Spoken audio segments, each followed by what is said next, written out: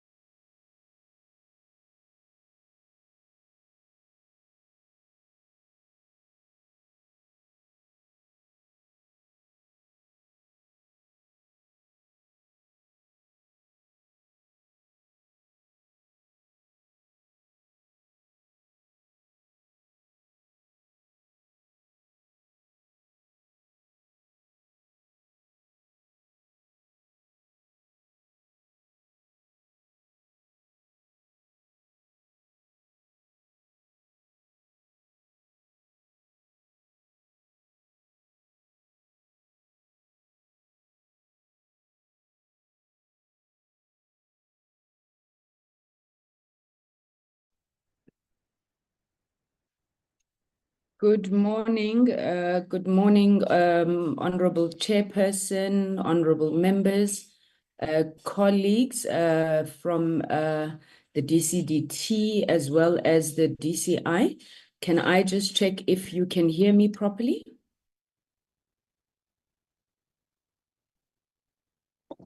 Sabana Chairperson, we can hear you. Thank you very much, Honorable Tlongwe.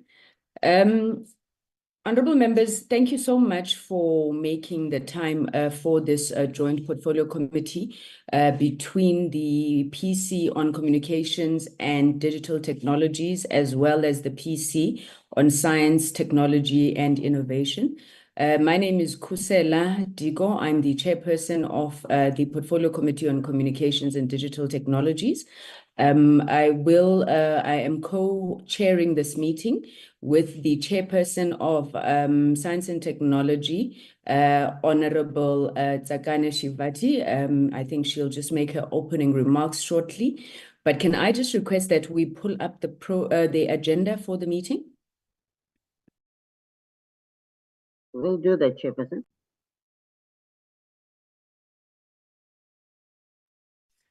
Maybe just to start off, I'm going to request that members of the Portfolio Committee on Communications just open the videos, introduce themselves, so we all know one another. And then when I hand over to Chairperson Science, I'm sure she will request the same. Can I start in the order that they appear on my platform? The Honorable Shongwe.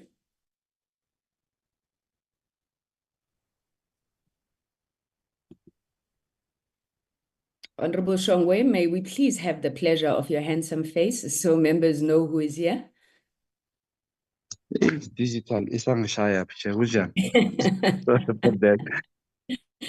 No problem. Honorable Vilakazi, if you could just greet, please. Thank you, Chair. Good morning, everyone. My name is Bomiseni Vilakazi. Pleasure to be with you today. Thank you very much. Honorable Chauke Adonis.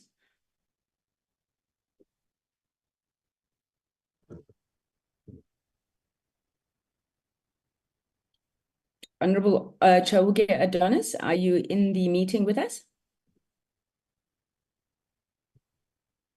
Okay, we will come back to her. The Honorable Subrathi. Good morning, Chair, and good morning, everybody. My name is Imran Subrathi, and I'm delighted to be on this platform. Thank you very much, Honorable Subrathi. Honorable Sitole.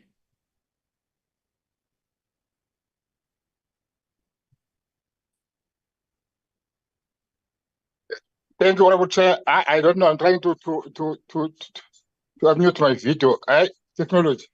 Good morning, Honorable Chairperson, and all members that present, and the other portfolio committee leadership. Thank you very much, Honorable Chair. Thank you, Honorable Sitole and Honorable Shongwe. People are not going to believe that you belong to the Portfolio Committee on Communications. We'll come back. Thank you, Honorable Botlani. Good morning, Chairperson, to yourself and your co-chairperson and the colleagues online. Thank you. Thank you very much, Honorable Botlani. Let me try Honorable Chauke Adonis one last time. Okay. I think she'll introduce herself. Good morning, Chair. Apologies for that. Good morning to everyone, and good morning, Chairperson and honorable members. My name is Honorable Teofato Megan Chauke, a member of the Portfolio Committee. Thank you very much, Honorable Chauke Adonis. Honorable Sitole, please may I request that you mute. I think perhaps before we get into the purpose of the meeting, can I hand over to you, Honorable Chairperson of Science and Technology, Honorable Tsakane Shivati. Over to you, Madam. Sorry, Chair, before let me greet. Good morning, everybody. I've managed to do my best in Ubula Ikemera. Thank you very much, Honorable Shongwe. Okay. Thank you, co-chair, and greetings, honorable members of Portfolio Committee on Science, Technology, and Innovation, and communications, and digital technologies. My name is Sakan Shiviti, the chair of the Portfolio Committee of Science, Technology and Innovation. I am just going to quickly request members of the Portfolio Committee on Science and Technology just a brief introduction. There is Honorable Atia. Phone memory control. Clean up for free. Open the link below. Clean up phone trash. Can someone mute? Okay, thank you. We have on our side, Chair, we have Honorable Altias T. Shongo. Honorable Shongo, can you greet? We're going to follow the same procedure.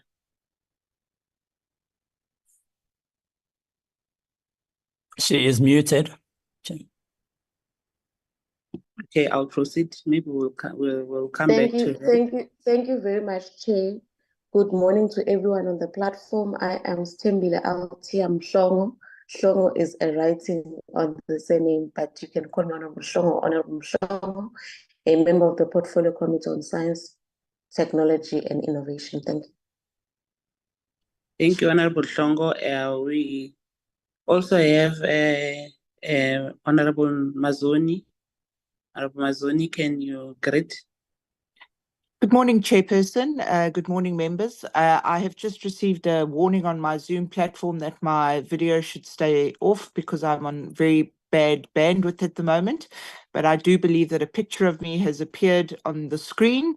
I'm very happy to be with all of you today. I'm a member of the Portfolio of Science, Technology and Innovation.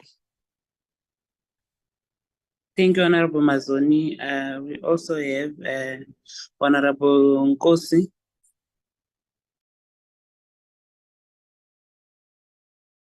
Good morning, honorable members. Good morning to all colleagues in the meeting.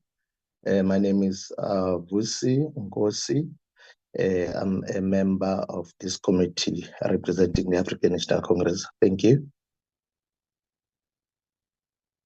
We also have Honorable Mjadu. Honorable Mjadu, can you come through?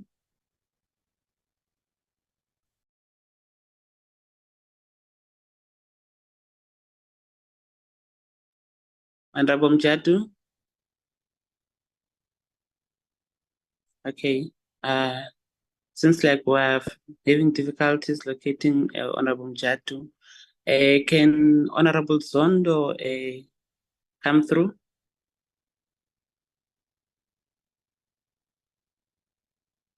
Honorable Zondo?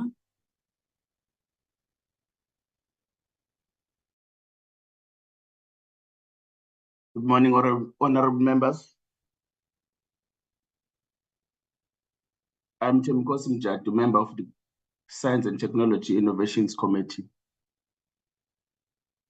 Thank you, Honorable Mjadu.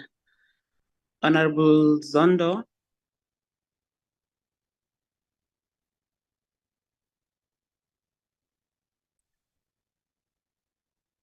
If there's any other member of the Portfolio Committee that I have not... Oh, Honorable Pambo. I see Honorable Pambo is here. Honorable Pambo, can you greet? No, thank you very much, Chair. My name is Vuyani Pambo. I'm a member of the committee, the Science, Technology and Innovation. Thank you very much. Thank you, Honorable Pambo. I am trying to get other members. I'm not seeing them. Those that I've not mentioned that are in the platform, except for Honorable Zondo that I've been calling to come through. They can you come through to introduce yourself?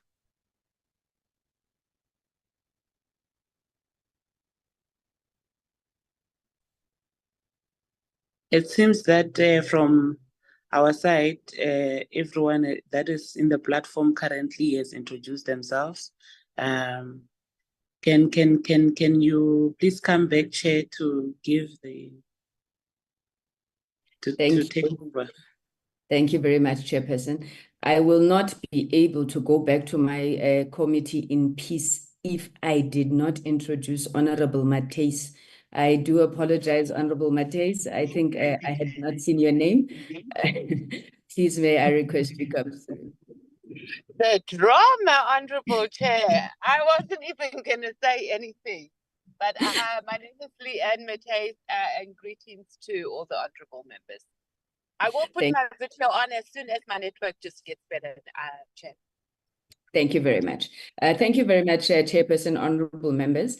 With us on the platform as well is the leadership of the Department of Communication and Digital Technologies. I have seen DDG Ngobeni. I think I had seen the DG as well. I'm not sure if we've got any apologies, which I think is the first item on the agenda. The leadership of Centec, which is our signal distribution company, is also here, as well as ICASA, the regulator in the telecoms industry. May I request Honorable Subrathi? Chairperson, there's two apologies. Honorable Matafa has sent his apologies, and Honorable Mukhaha has sent his apologies. Thank you very much. I believe that the Deputy Minister for Communications and Digital Technologies, the Honorable Mondli Gungubele, is going to join us in the meeting. However, he still has a speaking engagement in East London that he's with. Can I check on science and technology innovation side if there are any apologies? Thank you, Chair. Shanaz, can you please assist? Morning, chairpersons and everybody on the platform. So the apologies we received was from the minister who's abroad on official business. And then the deputy minister also sent the apology that she's attending to something else that's clashing with this meeting presently. And from the members, we received apologies from Ms. Sapo, Dr. Bosov. Yes, and those are the only two apologies we received from members, chairperson. Thank you. Thank you very much, Madam. All right, then maybe without any waste of time, let's get into the agenda of the meeting. And I want to thank the chairperson for the invitation to our portfolio committee to this joint meeting. The chairperson indicated to myself a while ago that there is a lot of work that is being done by the South African National Space Agency around the development of satellite for the purposes of communication. We, during the course of the engagement, obviously identified commonalities between the work that is being done in the DSTI and the DCDT on issues of satellite for communication, where in our case, we are led in large part by Centec, as I indicated, the signal distribution company. We have then requested the leadership of the organizations to come and present what we believe may be a joint plan around satellite for communication. I think members will be aware that as a country, we face significant challenges as it relates to connectivity, as it relates to the availability of spectrum, especially for telecoms, as well as for broadcasting purposes. And we were of the opinion that such a project, which is driven at a national level, not only would assist us to respond to these challenges, but also the challenges which I think a lot of countries are facing around the world, but more specifically in Africa, around national security, around issues of technological sovereignty. So that is really the purpose of the meeting. I think one of the things also that we were looking at was to get a sense in terms of cooperation across government on these issues, and if necessary, or where necessary, if there are any blockages that we would need our two departments as well as the portfolio committees to work together to resolve. So let me stop there, and then Chairperson, I'll hand over to you then to chair the meeting and lead us in the presentation of the agenda. Thank you very much.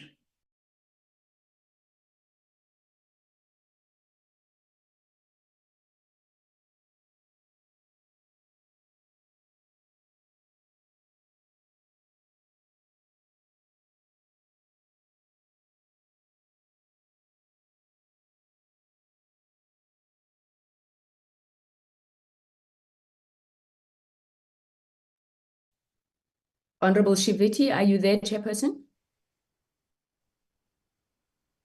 Yes, I'm here, Chair. Thank I'm here, Chair. Are we now proceeding on presentations? Yes, Chair, maybe just to adopt the agenda and then proceed with the presentations as proposed. Thank you, Chair. Okay. Can we have a mover for adoption of agenda, honorable members?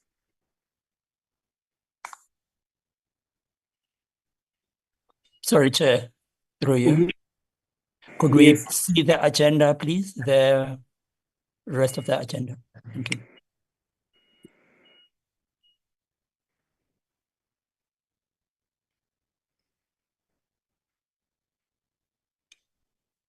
Can we have, are we, okay, since you have seen the agenda, are we having a mover for adoption?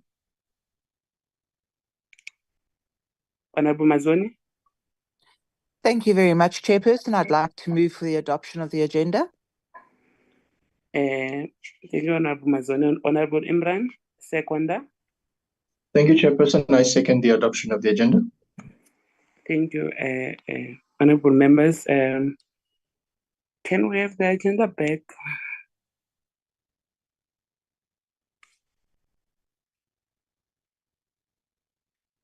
Okay, thank you. We are now going to take a presentation from SANSA. SANSA will be presenting on their work on communication satellites, and we are going to hand over to the Department of Science, Technology and Innovation officials that is going to be led by the Director General and the DDG, Rakeshni. Can you take over, please? Good morning, Chair. I hope I am audible. Good morning to both chairpersons of the committee. Good morning to honorable members. Good morning to the colleagues from Centec, colleagues from SANSA, colleagues from DCDT as well as DSTI. This morning I will be leading the DSTI delegation, but I am accompanied by DDG Rakeshni, Ramuto Preshil, as well as Itumeleng Makoloi from the department. I would request that when SANSA before they start presenting, they introduce their team as well. Just to introduce the subject, today we're presenting the satellite communication strategy to the portfolio committees, which aims to address the challenge of digital divide through the deployment of domestic satellite system, particularly for many remote and underserved rural areas across our country. The custodian of the strategy is the Department of Communications and Digital Communications, but we are in support as the Department of Science and Innovation, as well as SANSA and Centec. Over the past 3 years, through the collaborative efforts of the DSTI, the DCDT, SANSA and Centec, the strategy was drafted and presented to various stakeholders, as many of you would be aware. It was also subjected to a review by key government departments and reviewed by a forum of independent panel of experts. There was also a social economic impact assessment system that was conducted on this strategy document, and this was successfully passed. And this has successfully passed the final impact assessment. As of today, the strategy has received a sign-off letter from the presidency, especially on the social economic impact assessment system. the sign-off and the approval of the strategy steering committee, also to commence the consultation process with the clusters. So we are ready for the clusters as also public consultation before tabling to cabinet, which will be done, of course, by the lead department, DCDT. Thank you very much, Chairperson. I would also like to hand over now to the Chairperson of SANSA, Mr. Patrick Ndlovu, to lead the presentation. Thank you, Chair. Thank you, DG. Good morning, honorable members. My name is Patrick Ndlovu. I am the chairperson of the board of directors of SANSA. If I can introduce my team, I have with me board member Lyndon Petzer, who's supporting me. Lyndon? Good morning, Chair. Good morning, honourable members. It's a privilege to be participating in this presentation this morning. My name is Lyndon Petzer. I'm an independent consultant on spectrum management and regulatory issues, and as the Chair has indicated, a member of the SANSA board. Thank you. Thank you. And then I have the CEO of SANSA, also accompanying me, Mr. Mudau. And then I have the CFO, Mr. Brighton Jenna. And then I have the Executive Director for Space Science, Mr. Raul Hodges. And then I have the Board Secretary, Mr. Moledi Malokane. Portfolio committee members, it is really a privilege to actually be given this audience by yourselves in this very important strategic topic of communication satellite for South Africa. Maybe briefly, just to give strategic context as to why SANSA is so interested in this project. We are being guided by the National Space Strategy in all our efforts. And the National Space Strategy, which is a document of the DSTI, clearly states the ambition that the country must actually have when it comes to space technology. We are currently a net consumer of space and satellite technology and services. And the strategy clearly states that that position is not desirable. We need to be, first of all, have capacity and capability enough to service our needs as a country, as well as be a net exporter of satellite technology and services. So the SANSA's new strategy 2025-2030 literally latches onto this. We need to move South Africa from being a net consumer of satellite technologies and services to a net producer, as well as a net exporter, as well as service ourselves. And one of the areas that has been detected to be of great importance is actually the communication satellite.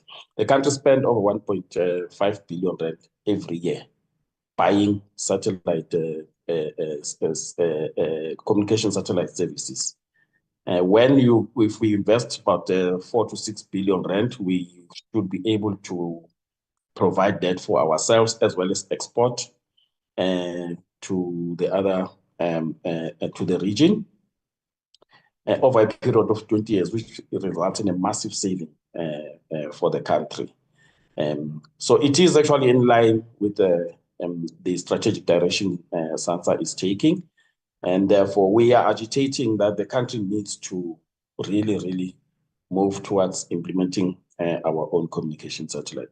Without further ado, I would like to hand over to the CEO to actually present the strategy as well as the work that we've done. Thank you. Mr. Mblan, thank you, sir. Thank you, Chair, and good morning to chairpersons.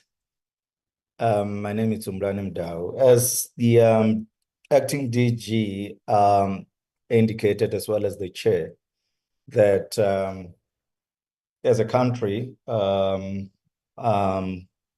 it is critical that we really look at how we drive the National Space Program as one government, meaning that the mandate of the South African National Space Agency is to coordinate all space-related activities. But we're guided by the National Space Strategy, which looks at 4 thematic areas. One, which is Earth observation, where we're looking at the downstream segment, where we're building public goods and services, as well as applications that addresses a number of challenges that we face as the country, ranging from environmental to social or societal challenges. We also have a program that's looking at engineering, where we're looking at the upstream, and that's where we build satellites. And this is where this strategy, by the way, chairpersons, yes, I'm presenting, but the strategy belongs to the Department of Science, Technology and Innovation, as well as the Department of Communication and Digital Technologies. We supported the 2 departments together with Centec through a working group that was established to put together. And of course, we hosted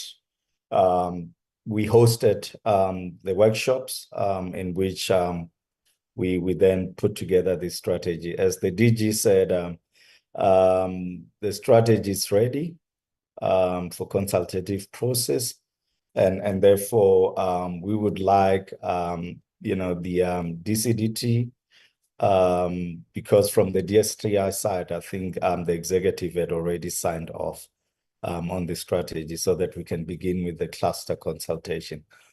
The presentation, it's not an implementation plan, which we as SANSA, once the strategy is approved, we would work with Centec on the implementation plan. And what we're going to be presenting here, it's a very high level guiding principles of the National Satellite Communication Strategy. So if I can be given, chairpersons, if I can be given the right to share as it is disabled, so that I can take you quickly through the strategy.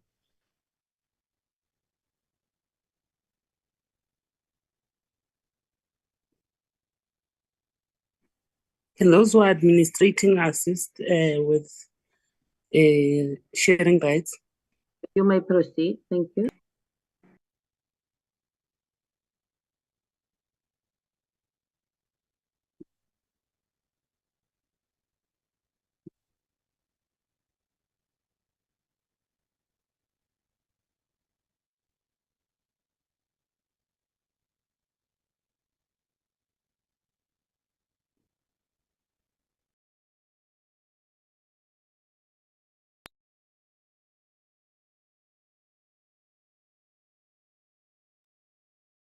Please try now, okay?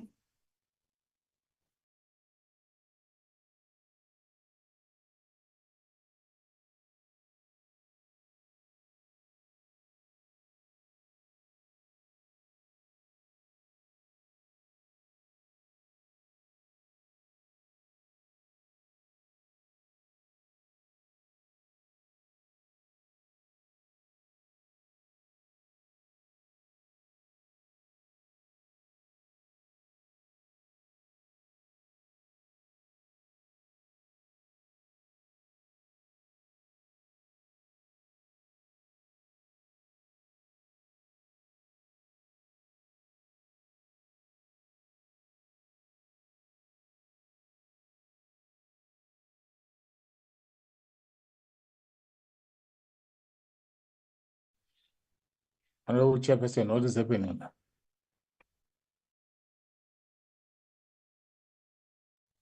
Sorry, chairpersons and members of the committee, we're trying to to share, but we cannot. So I'm going to ask one of our colleagues that has the presentation.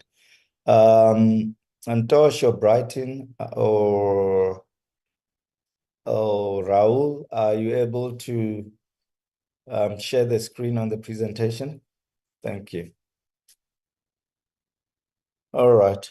Can we put it on the presentation mode?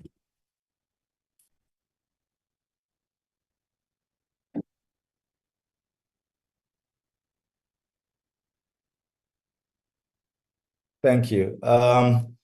Thank you, chairpersons. As I said, again, this is a strategy that has been developed by DCDT as well as DSTI, supported by SANSA as well as Centec. Let's move to the next slide, which is the so basically, this strategy aims to address the challenge that we all are aware of, which is the digital divide, through looking at the development or the manufacturing of a local satellite system that will ensure that we do provide connectivity across the country.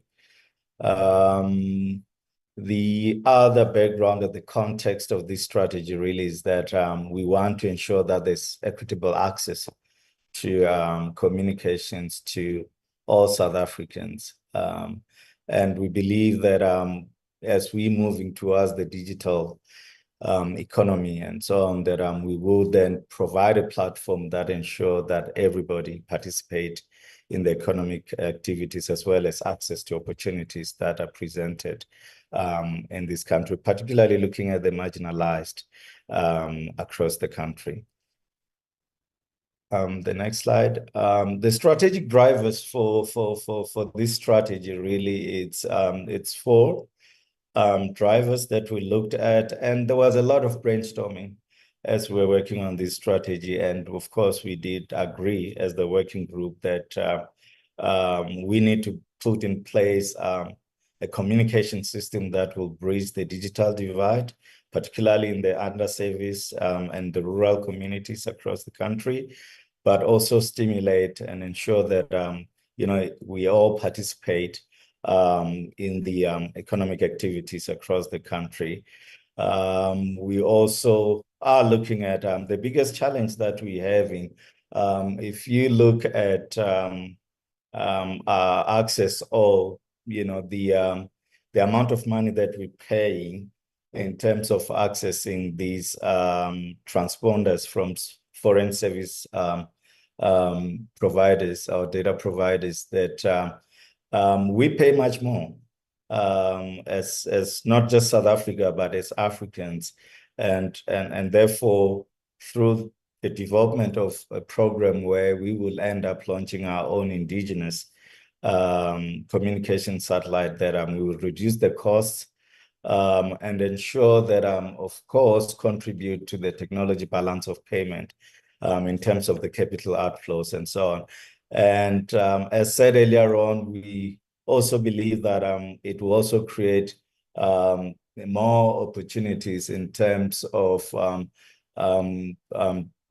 creating jobs. We've looked at the numbers, and those details, of course, are in the strategy. But we've also looked at the entire continent, that it is said those statistics may have been updated, but at the time we were looking at only 36% of Africans who have connectivity, and therefore this building of these, as we've seen now in Nigeria, in Angola, in Egypt, as well as in Algeria, where these countries have launched their own communication satellite, that it is again beginning to look at contributing and ensuring that as we build our economies as Africans, that we can invest and also partner as Africans, or intertrade across the African continent. We want to also, we're building these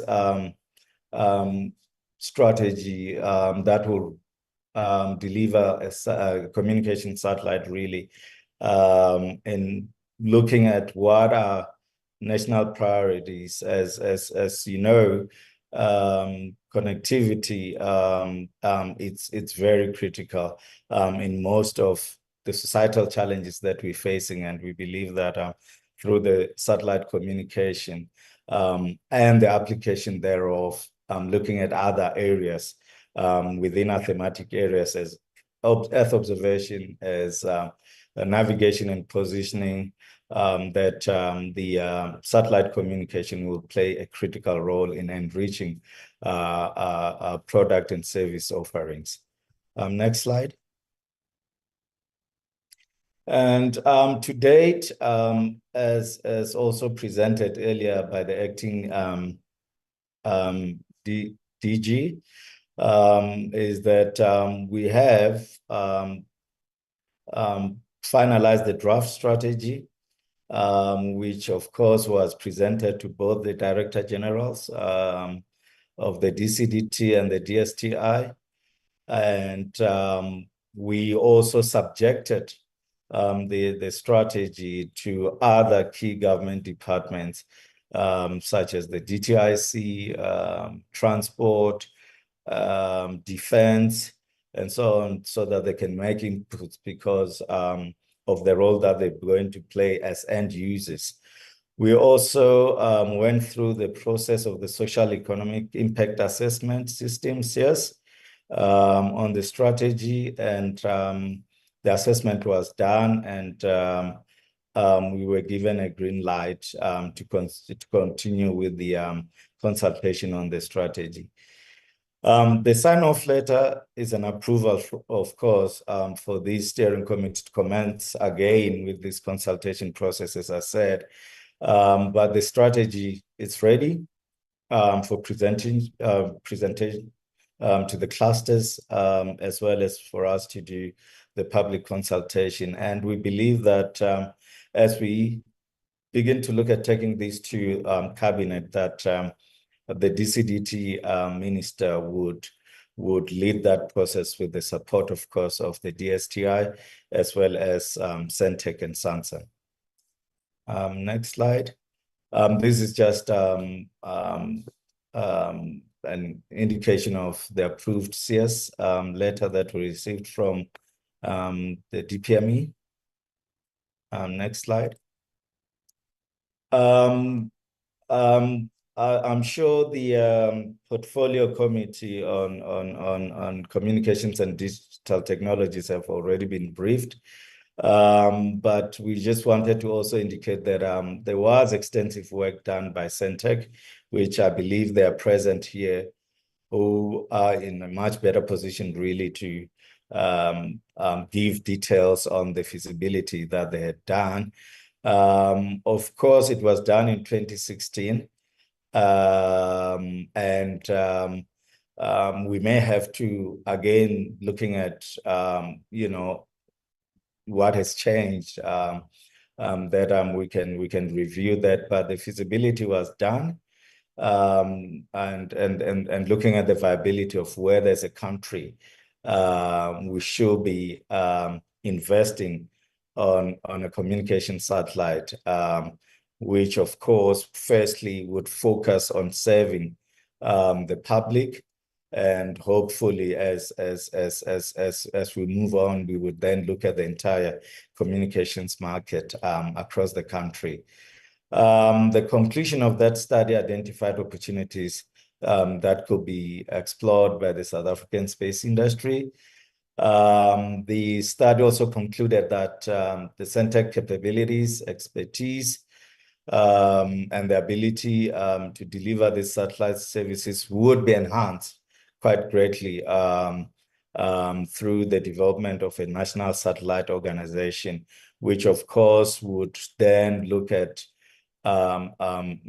drive these with, it could be with an international partner or a strategic partner that we could work with. In addition, the study concluded that a 15-year satellite lifespan offers either this National Satellite Organization or SENTEC, DSTI, and SANSA, and other state entities a huge opportunity to directly participate in the satellite build program itself, but also in ensuring that we do advance our national capabilities as we operate and manage an indigenous satellite, which is very much part of a satellite build program where we're looking at a number of other satellites as well as constellations in a number of areas. Next slide.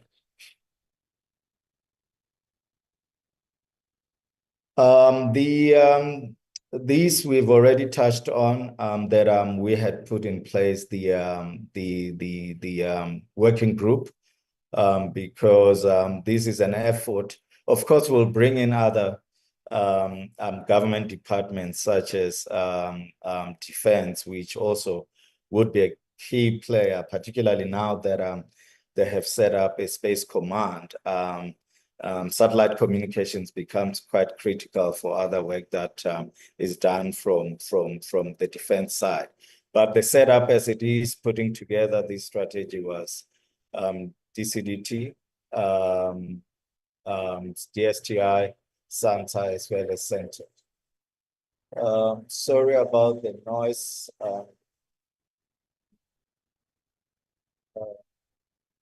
I hope you can still hear me, Chairperson.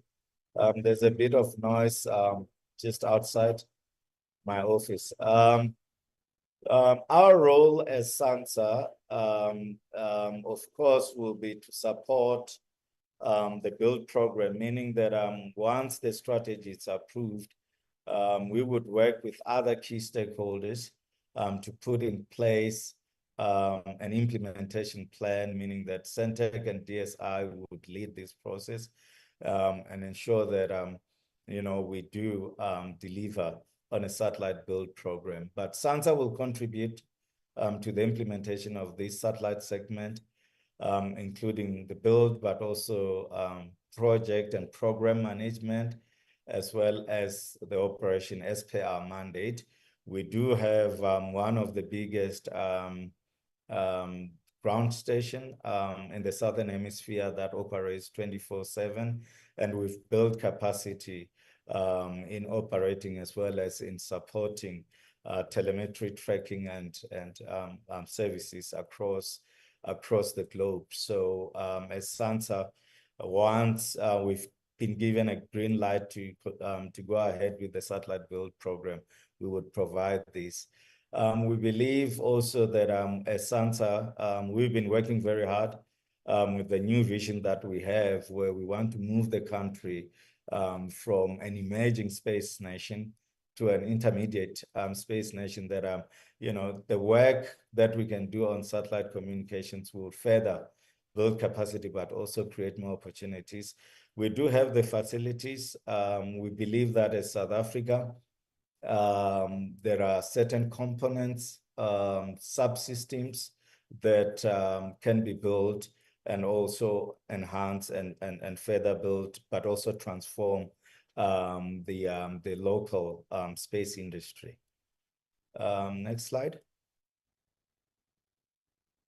So our recommendations, chairpersons, is that we would like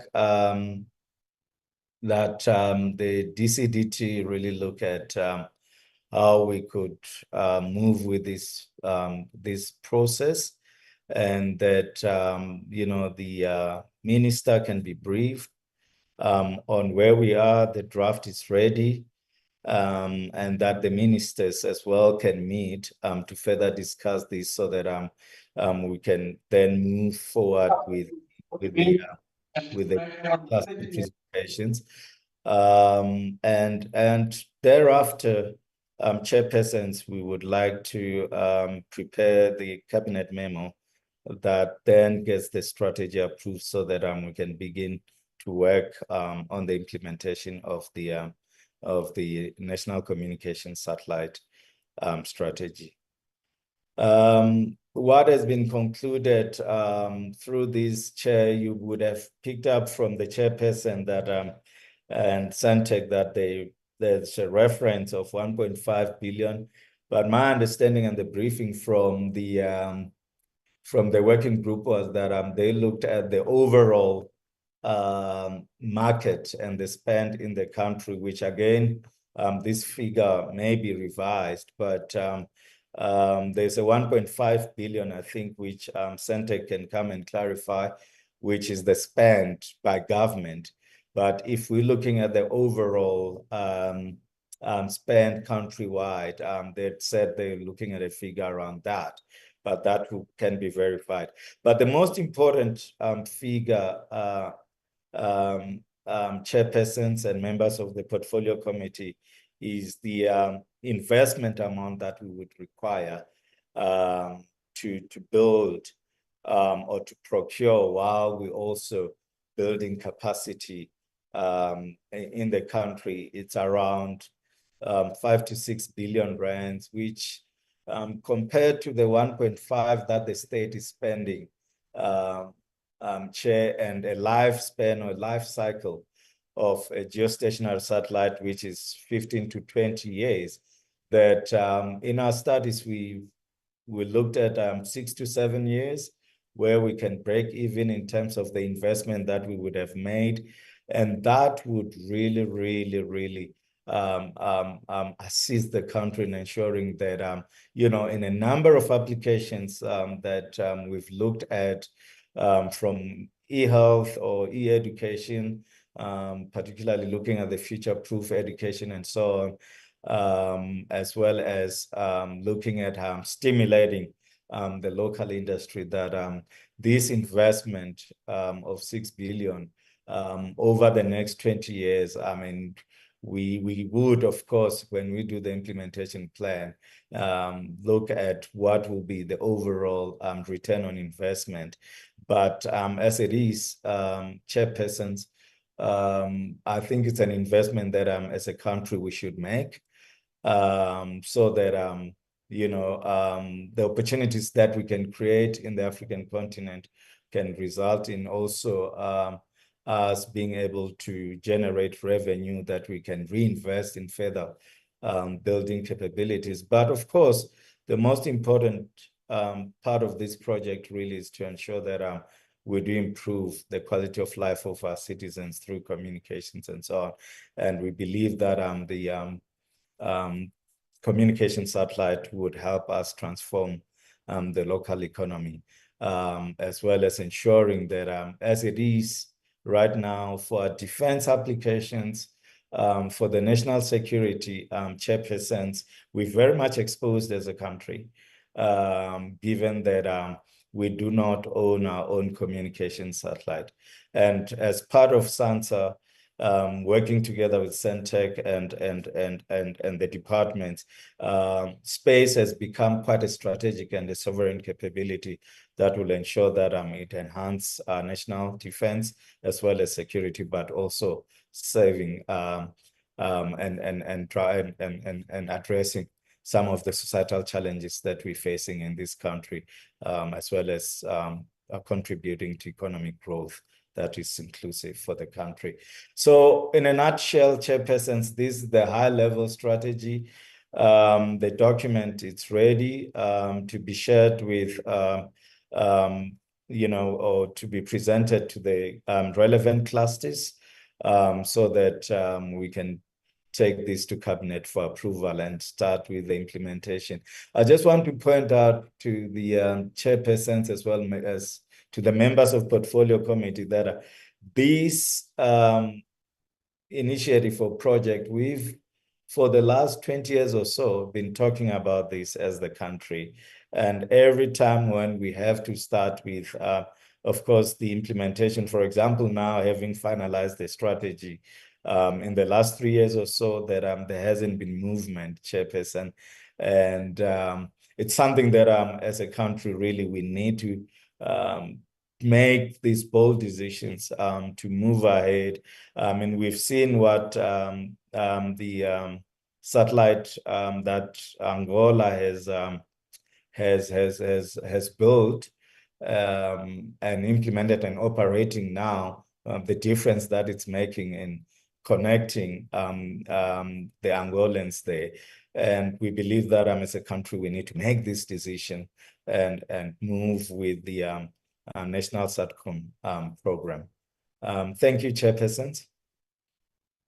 I don't know, Chairpersons, the DSI, DCDT, as well as Centec are here if they want to add on this. But this is pretty much a high-level presentation on the strategy itself, where the details, of course, will be in the implementation plan on the approach that we're going to take, the model that we would look as we look at the satellite build program.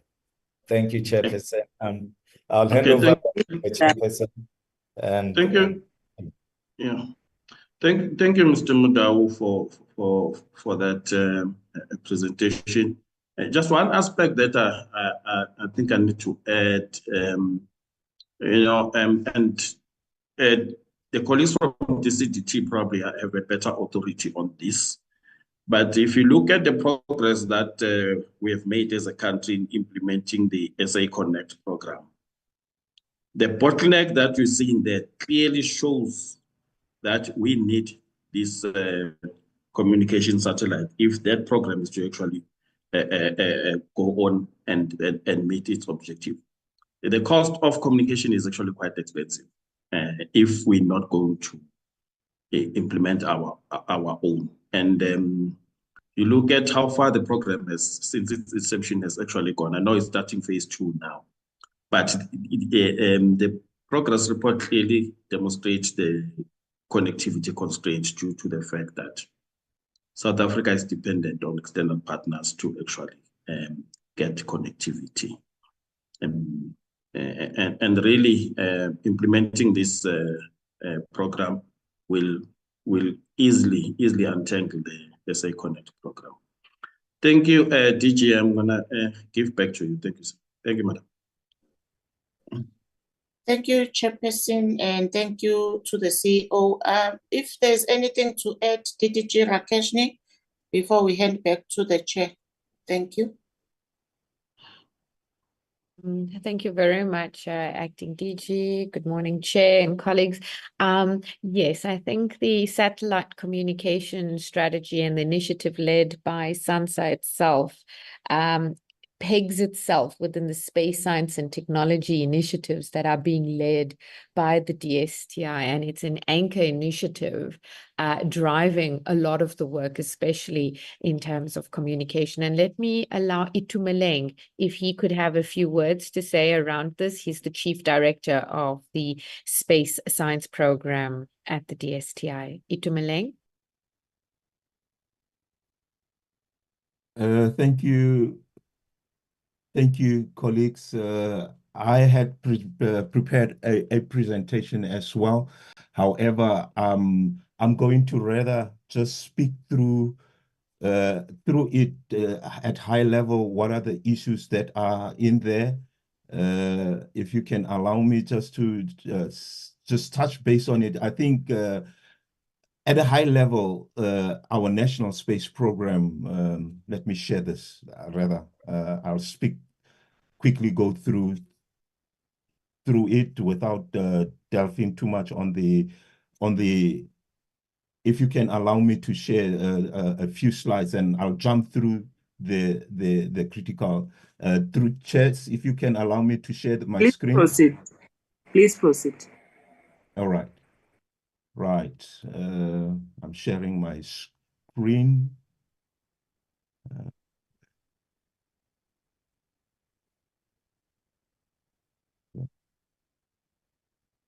Where's my screen? Oh, okay. Hang on.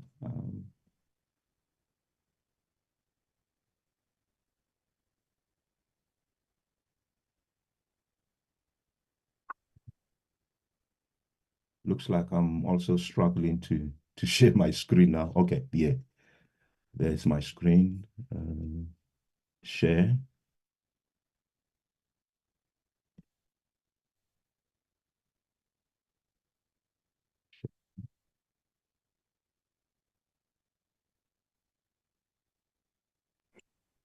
If you're unable to, you can just speak through it. Yeah, no, let me just speak through it. I think we need to understand from the DSTI that the SATCOM is just one part of a suite of satellites that we want to be launching.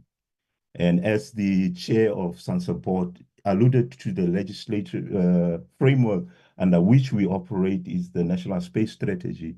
And one of the key output there is that we need to launch a COMSAT on South African soil. And once that was the understanding, we took up a National Space Program economic case. And the economic case look at 3 priority areas, which is Earth observation, global navigation system, and the SATCOM. And what the economic case was then did was to create an international comparable value chain that South Africa needs to develop. And then once that value chain has been created, was to populate that value chain with existing and existing capabilities in South Africa, and then develop a roadmap. And SATCOM is part of that roadmap. And as the CEO, SANSA CEO alluded that what is the role that SANSA will be playing, it's emanates from this roadmap. We also needed what the business case needed, gave a snapshot of the capabilities within the South African landscape in terms of the downstream, upstream, and the end users. For that matter, the SATCOM sector value for South Africa industry itself is approximately about 7 billion, 170 billion, and making it the most commercial advanced segment in the South African market. And the breakdown of it, for example, is that communication accounts for 70% of the total revenue, while broadcasting contributes about 20%. And the employment there in the sector itself is approximately 30,000. So the challenge, I think, already alluded to by speakers, is the high data cost and reliance on foreign-based satellite to access. So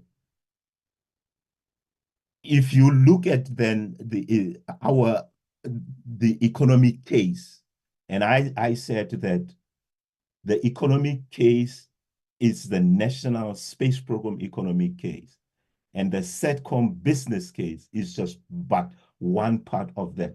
Another economic case for South Africa in the value chain is the launching capability. And these are the components that we are, and infrastructure and capabilities that we want to ensure South Africa possess. If not possess, if they don't, then develop the capacity and capability, whether technology and otherwise. And what the economic case that we did is as recent as 2021-22, which actually highlights the trends of 4IR, the LEOs as the commercial satellites, big data analytics, and the 5G. Those are the trends that are emerging. From an institutional arrangement level in the development, we have already heard that it is basically 2 departments and their agencies, but we need to include in the National Space Program other department, DTIC, National Treasury, DERCO. We need to also include the Defense and DOD, the Department of Transport. We need to include those to ensure that there is buy-in.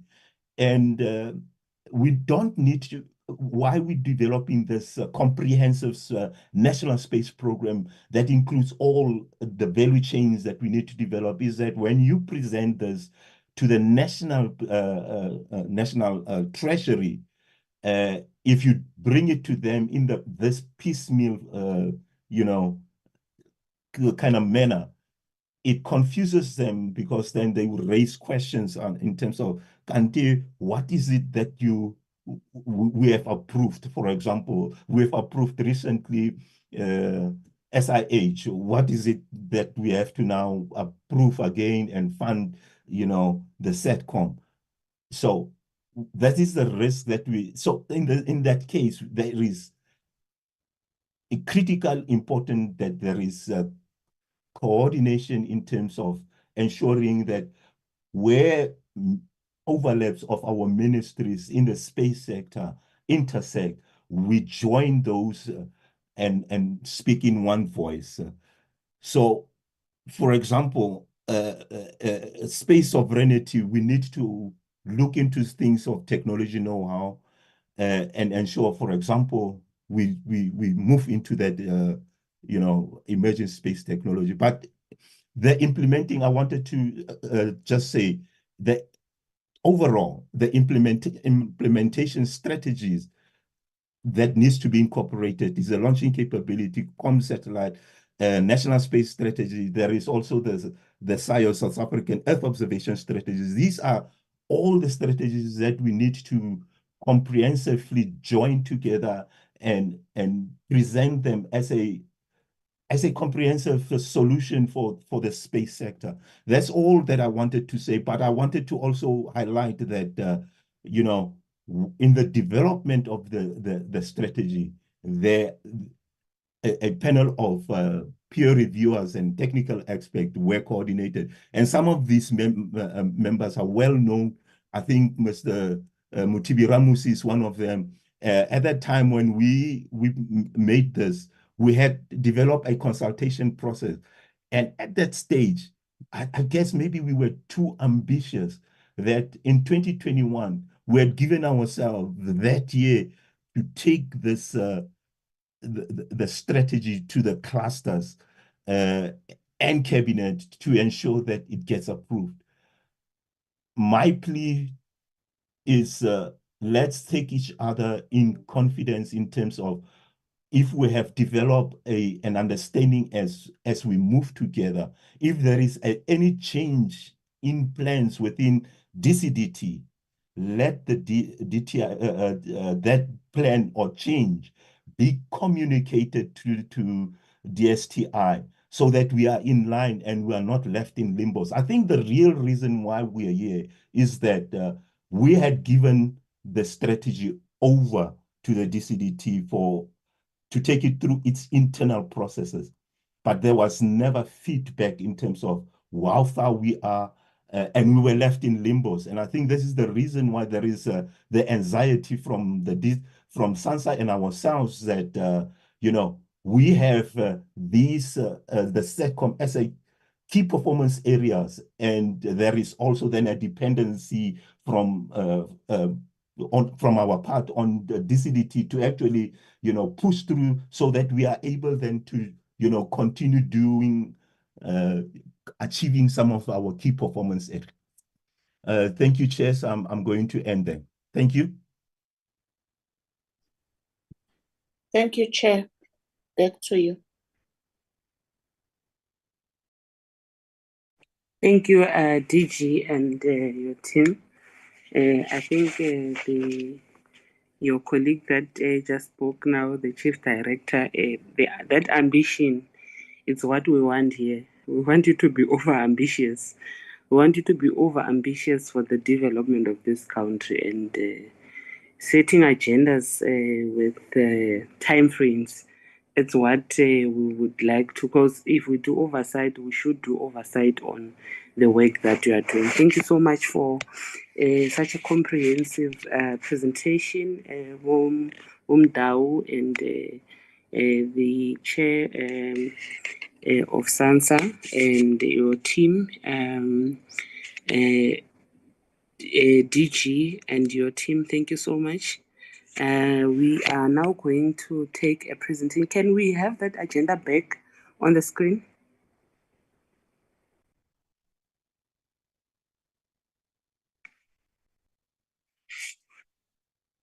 Can the agenda come back, please? Okay, thank you so much. We are now going to take a briefing from the Department of Communications and Digital Technologies on National Electronic Telecommunications Company, SANTEC, on satellite strategy and business and technology value chain. I am going to hand over to, if the chair is still here, or if the chair is here, but we've agreed that we're going to proceed. We are going to hand over to the team from the Department of Communications and Digital Technologies to take us through the presentation. Thank you, Chair. Thank you very much. Yes, I'm still here, Chair. I'm sorry, I just indicated because I was on the road, my signal could be bad. Let me join you in welcoming the presentation from the department, CDTI, as well as SANTEC. I think very informative, very comprehensive, and I will look forward to engaging it. I would like to call upon the DCDT. The delegation is led by DDG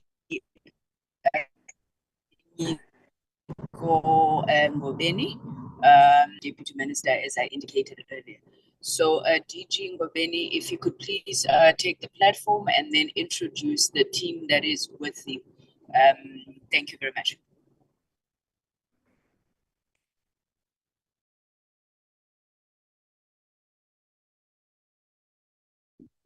Thank you, coaches, and also good morning to honorable members. My name is Dinyeko Ngobeni from the DCDT, the DDG for ICT infrastructure. With myself, I've got Peter Milo, who is the Chief Director for Radio Communications and Satellite, and also a team member of this steering committee that has been working on the satellite.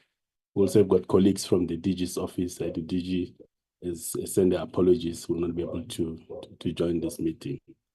And then also supported by the colleagues from SANTEC, led by the CEO, who I think then he will also introduce his team when he comes in to make his intervention in this meeting. So without wasting time, Chairperson, we will also provide the update on this satellite strategy. Safe to say that we have worked very closely with the DSTI and also with SANSA and SANTEC in developing this strategy together up until where it is now, and we'll provide that that update. And in the focus, really, most of the issues will have been covered also by Mr. Mdao, so I'll skip on some of those issues and I'll make emphasis on some of the elements of the presentation. We will also look at the issues of the problem statement and the situational analysis that was undertaken as well, and provide the progress update and also the implementation framework and end up with the recommendations as well. Just to provide the context and also why the need for this spectrum satellite, national satellite strategy. And it's because in terms of the assessment, it supports the government priorities, either those coming from the National Development Plan or the triple challenges of poverty, unemployment. Also, it addresses the issues of economic recovery and even the SDGs. So this was just an analysis of how a national communication strategy supports these government priorities, and which shows that it is really important to have such an investment as a country. And what's the problem that we're trying to solve, as indicated by Mr. Mdao earlier, the issue of the capital outflows, that many public and private entities use satellite communications to provide various services. However, most of these services, because they are often provided by companies or organizations outside the country. The contracts are often in foreign denominated currencies, and that leads to an outflow of capital. But satellite as well is also very crucial to close the digital divide, but because it extends coverage in areas where it is difficult or not cost effective to use the terrestrial technologies to provide connectivity. So using satellite does help to close that digital divide. There's also the issues around the national security to ensure that we have reliable communications, but also during emergencies and disasters, the country is able to respond to those, because often some of the disasters will have an impact on the terrestrial network, and the need for an urgent response to these emergencies will require to set up communications much quicker, and satellite does assist in that regard. This slide, I won't spend much because Mr. Mdawi did speak to it in terms of how the satellite communications work. In terms of looking at the value chain of the satellite, so if one looks at this picture on the left, and starting on the second row at the bottom, the objective of using a satellite is to be able to transmit information, whether it's content information for broadcasting or sharing with other stakeholders. And that content must be then transmitted to the satellite up in the sky, and then get distributed to various locations where it's received by what's called a VSAT, which is just essentially a dish that's it's installed in the different locations. And that's how the services then get consumed, either by individuals or businesses or even government to use that service. But in terms of the value chain itself, you've got those who manufacture, who design and manufacture satellites, which are up in the sky, but also those then who provide what we call a ground infrastructure. That's where you're able to transmit the bulk information to the sky. And then there are those who provide services to launch the satellite, and because they've got that capability to be able to launch a satellite because of the technical complexities associated with that as well. And then those who then, once the satellite is up in the sky, use it to provide services to various stakeholders. You also you require a strong support service contingent because of the legal complexities across the value chain, the issues of licensing of the spectrum, and also how people supporting the access to finance, and also the issues of insurance once the satellite is up in the sky. But you also need to have capability to do the research and development to build capacity for continued skills that are required to design future satellites, but also to operate the satellites once they're up in the sky. And in terms of why the need for this national satellite communications, is that because of the socio-economic benefits that it has. It improves access to education, healthcare, and also financial services, particularly in remote areas. But it also supports equitable access to information, thereby closing the divide. But it also have got the strategic benefits, as indicated earlier, from either security or disaster management and response, and also scientific research.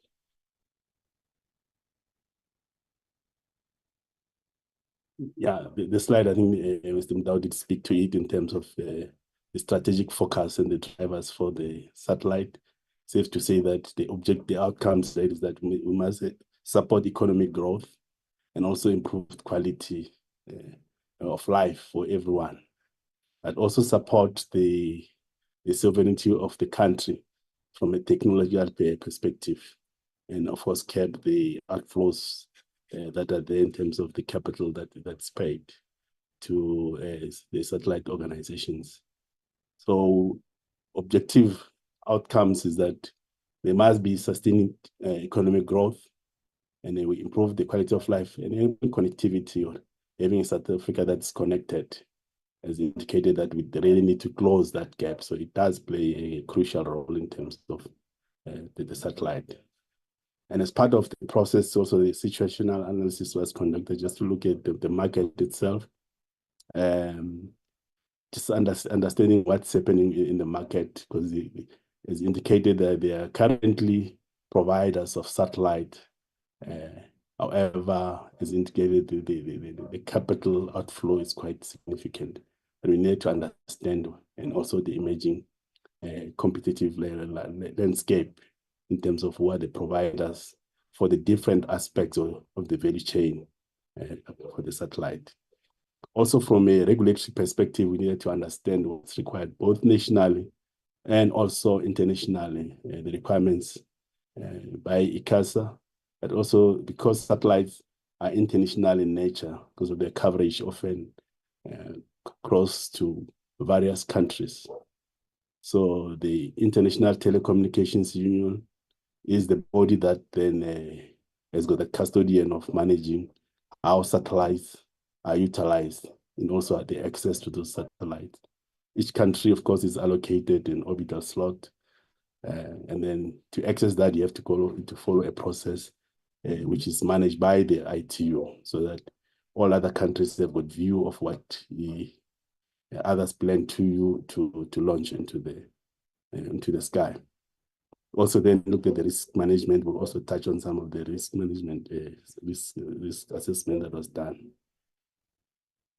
And in terms of the risk analysis, you know, the key issues is about the issue of funding. Maybe start with technically the issue of accessing the orbital slot. That's where you're gonna put the satellite up in the sky to ensure that there's no chaos in terms of the satellites that are up in the sky.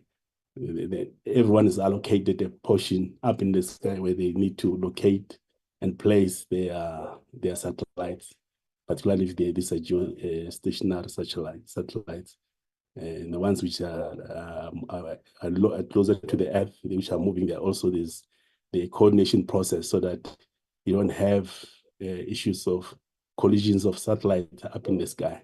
So this process is managed by the ITU, and it often can be a lengthy process.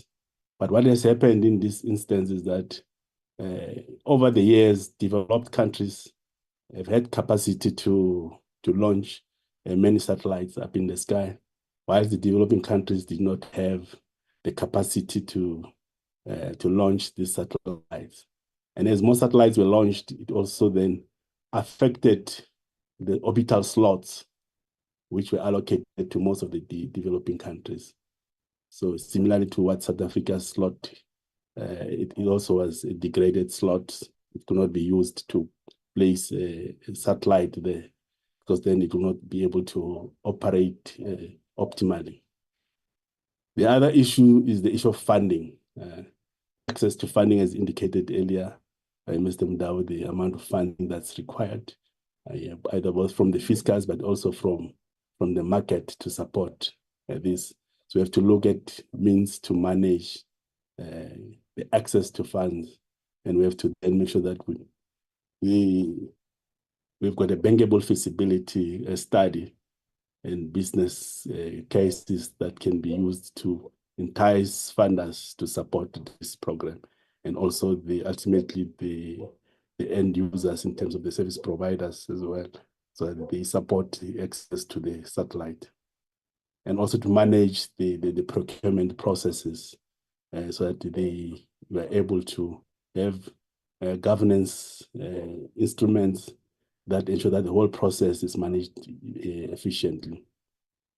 And the issue of skills as well. We do have some skills in South Africa, but there are certain skills that we may need to also make sure that we build or acquire, so that we're able to support our objective of having a national communication satellite. This is just from a high-level implementation, just indicating the different respective roles that the key stakeholders play in this environment. As indicated earlier by Mr. Mudau, that on the upstream, which is more the way the design and the manufacturing of the satellite is located, and the SANSA does have a capacity, and also Centec as well have some limited capacity that it can also contribute, and that partnership becomes very important. And in the midstream, in terms of operating the satellite when it's up in the sky, SANSA does have the capacity to do that, as indicated in the presentation. Centec and ICASA also have got a role with regard to how the spectrum that's used by the satellite is accessed and also managed and utilized. And CETA, from a government perspective, will then be crucial to ensure that that satellite, once it's up there, the services are able to be utilized by the various government departments. And then for non-government players, it means the different private stakeholders who have got interest and require access to the satellite will then be able to obtain capacity from that satellite to ensure its sustainability. This is the high-level roadmap to achieve the national communication satellite. Of course, from the project inception, the pre-feasibility study and actual the feasibility has indicated that it's already been done as well. And there's also the procurement process. Once this strategy has been submitted to Cabinet and Cabinet has reviewed the various options that are there, and then it is given a green light, then these other processes of procurement will also have to commence. And then finally, the process that leads to the development of the satellite and also its delivery so that it's launched to the sky. And then once it's there, then the operations and maintenance. These are the key phases of the work that must be done. Then in terms of the progress where we are, there have been extensive engagement by the team. The engagement has been with various other government agencies and state-owned entities as well to solicit their input into the strategy. And there has been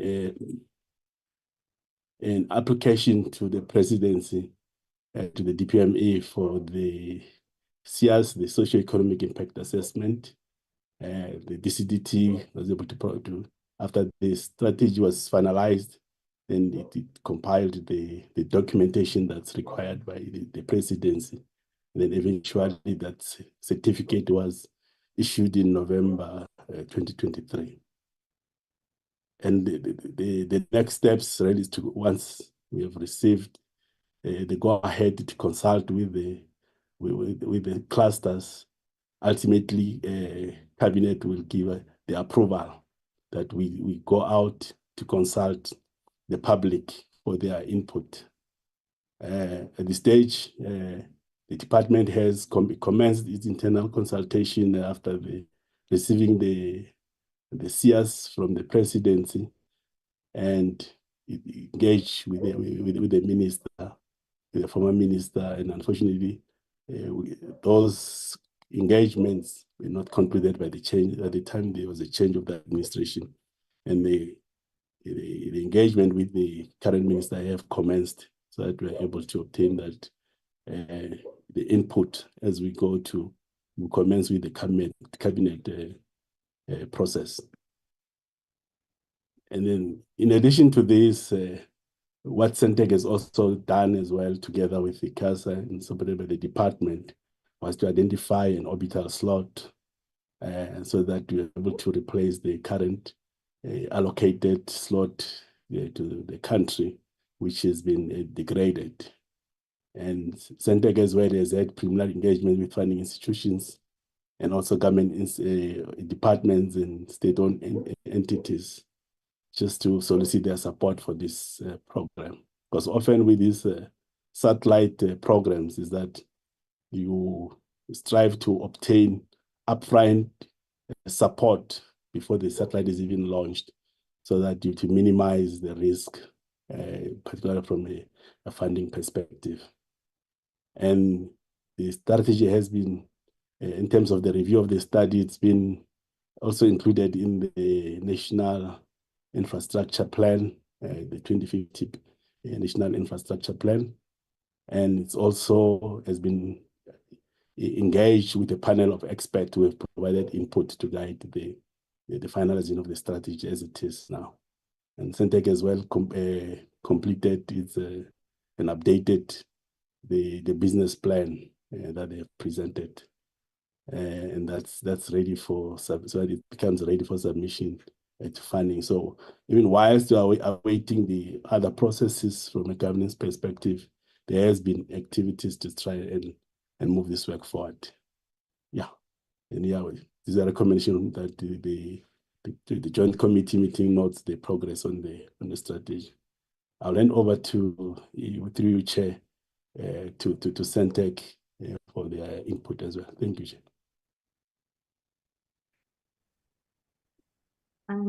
Thank you, DDG, and good morning, chairs and honorable members. My name is Edzani Mudau. I'm the board chair for SANTEC. I'm here with the CEO, Mr. Tebogo Lushope, who's going to make a presentation, and a lot of it is going to align with what the colleagues have already presented on. So I'm going to hand over to Mr. Lushope to make a presentation. Over to you, sir. Thank you very much, Chairperson of the SANTEC board, to the Chair of the Portfolio Committee on Digital Technologies and the Chair of the Portfolio Committee from a DSI, the honorable members of both committees, colleagues, good morning. We have put together a few slides, I think, to just further put into context some of the issues that are presented by both the DSI and the DCDT. Chair, I hope you can see my presentation. If you could maybe just confirm. We can. Thank you, CEO. Thank you. Presentation slides.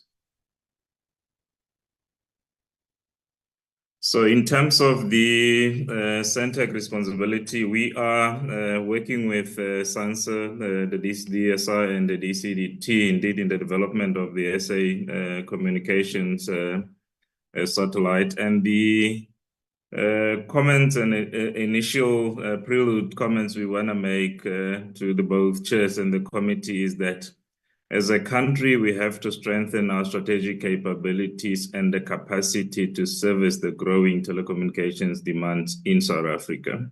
We do believe strongly that the telecommunications demand is going to continue to grow, Chairperson, and on the basis of the devices in hand growing, the machines that needs to be connected also growing.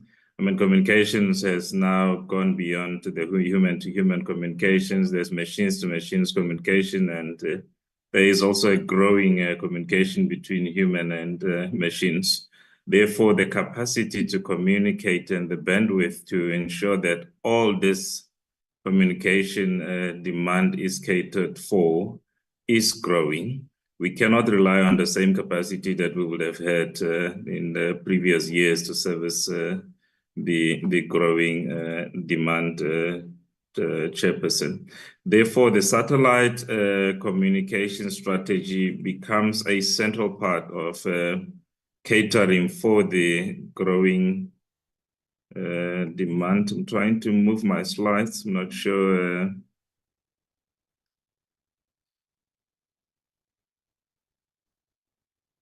What is happening here? Let me just stop to share and start again, Chair. Apologies.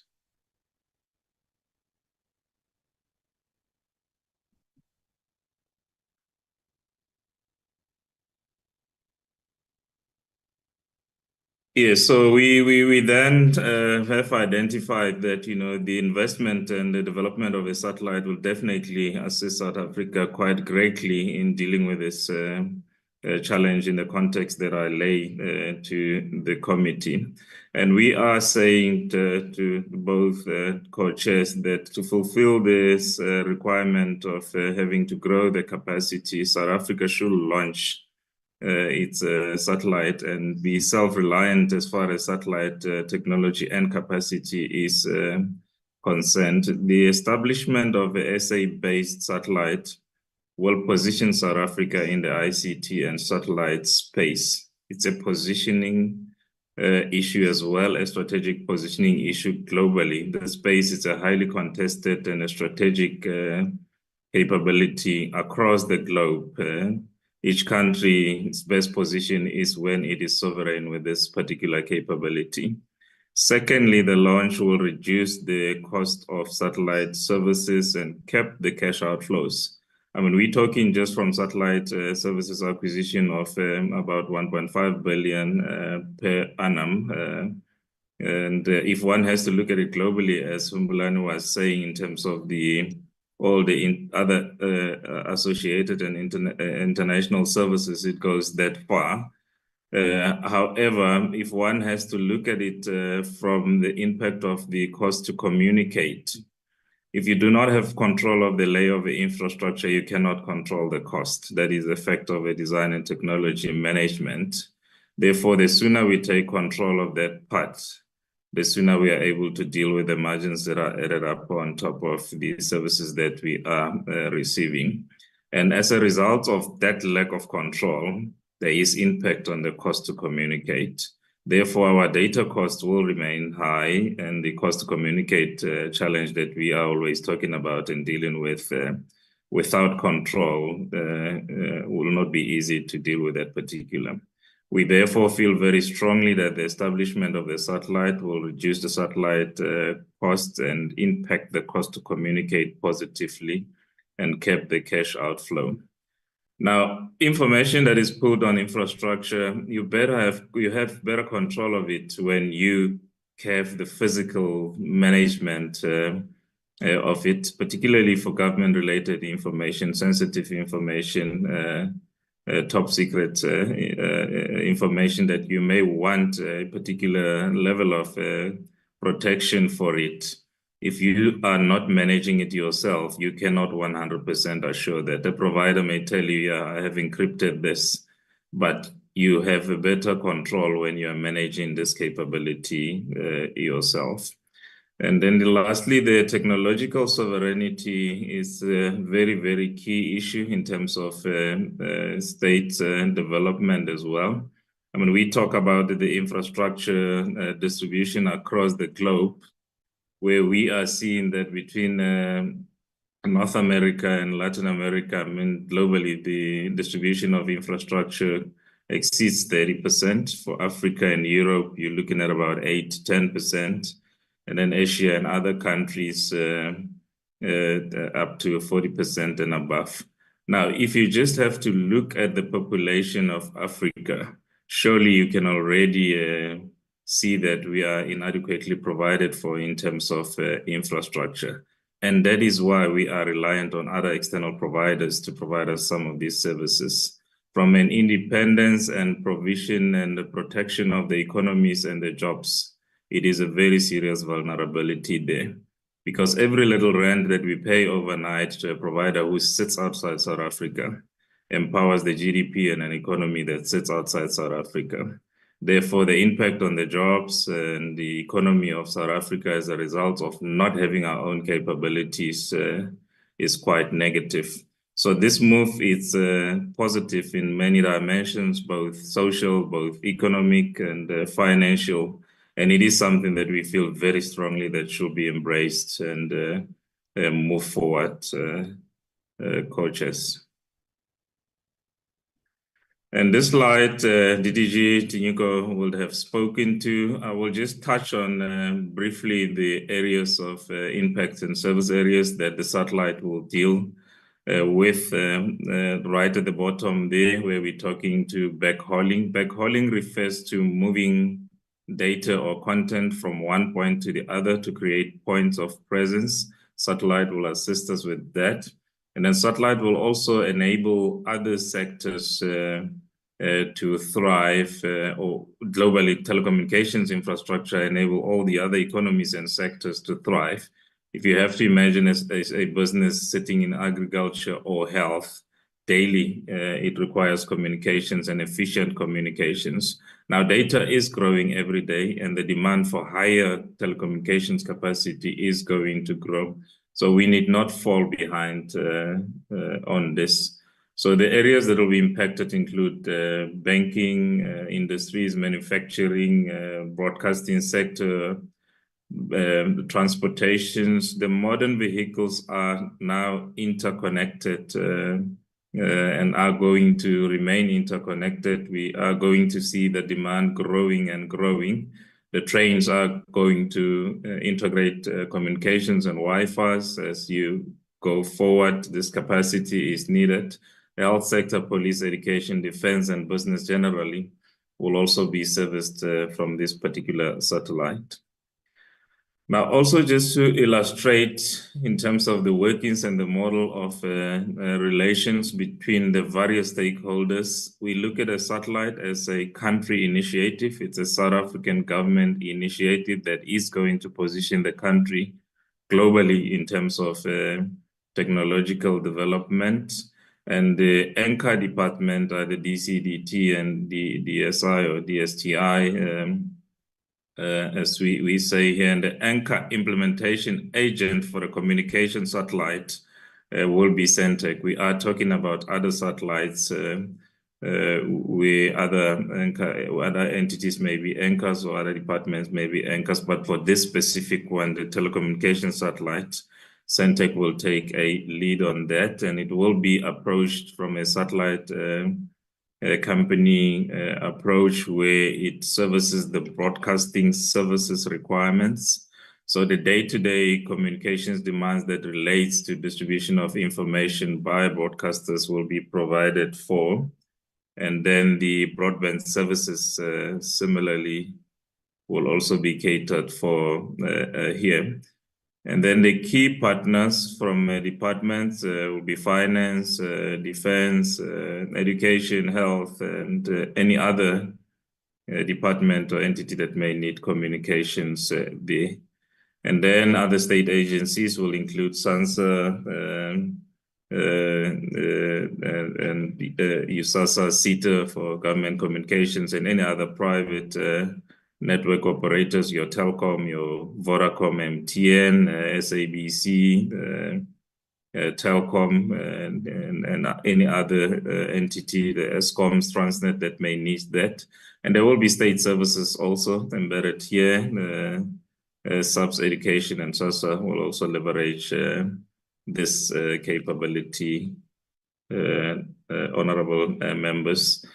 So the model right now, we are engaged in a leasing of capacity. It leads to that cash outflow, which is a bit of discomfort for us, that, you know, most of the cash goes outside and its impact on the economy is realized somewhere else. Whereas if we have our own capability, we could impact the growing economy locally, growing GDP, as we spend on the services and the technologies locally. So that is a key concern for us committee members. So from the funding model, we do believe that government should take some level of equity and ownership on the satellites. That's a preliminary thought. For the reasons of control that we are talking about, and a triple P model can be embraced as well. So, and there are two models of a fully owned and a Condosat. A Condosat one can partner with a satellite provider or owner who may have capacity there. You take it over fully, and then you control that particular satellite.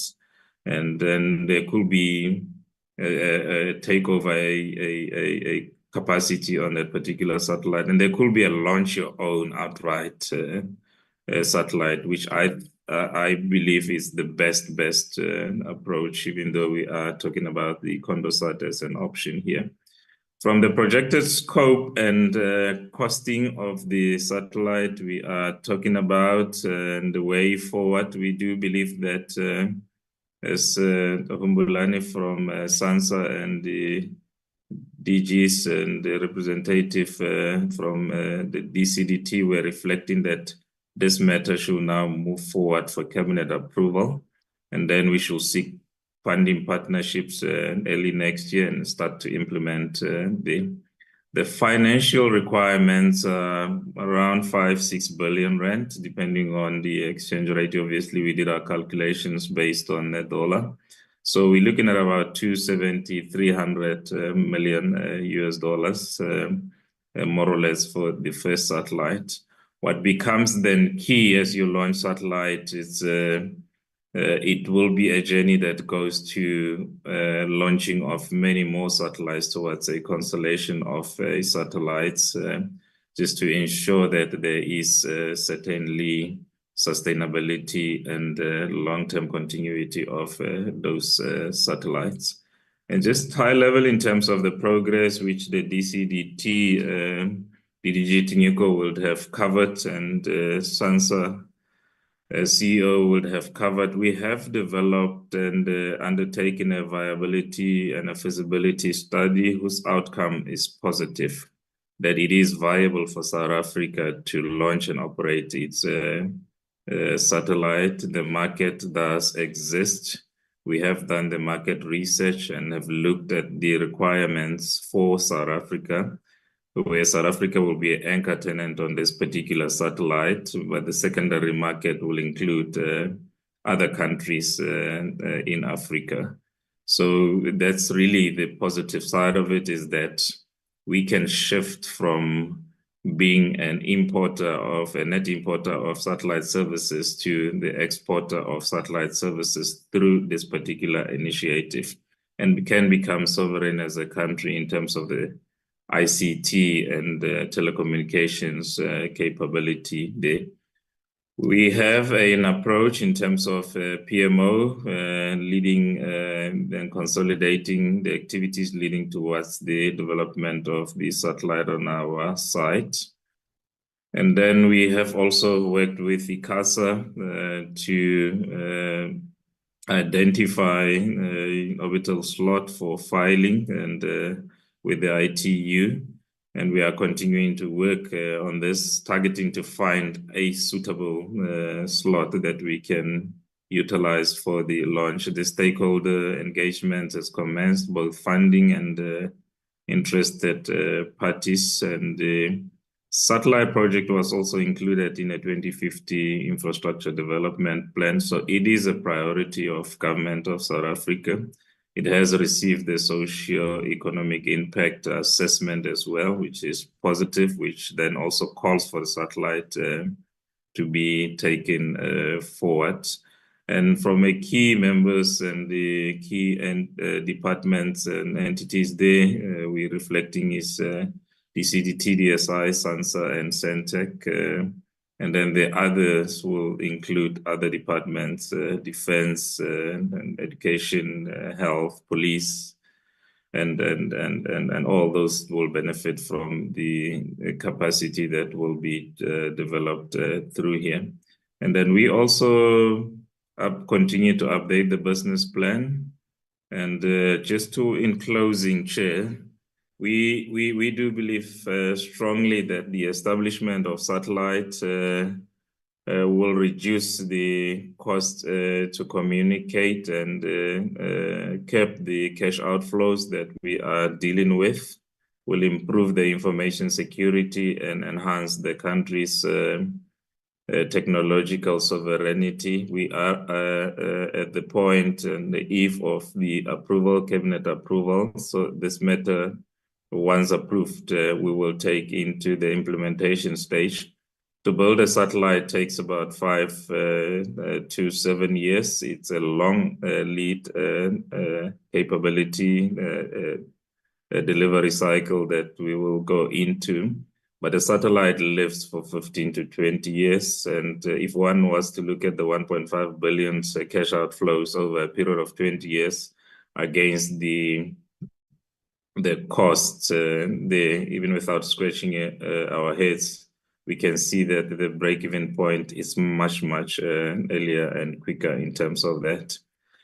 And looking at South Africa globally from the Global Innovation Index, I do not think we should be where we are lagging behind even smaller economies. I mean, Angola has been making attempts in terms of launching its own satellites. The other one was launched and went missing.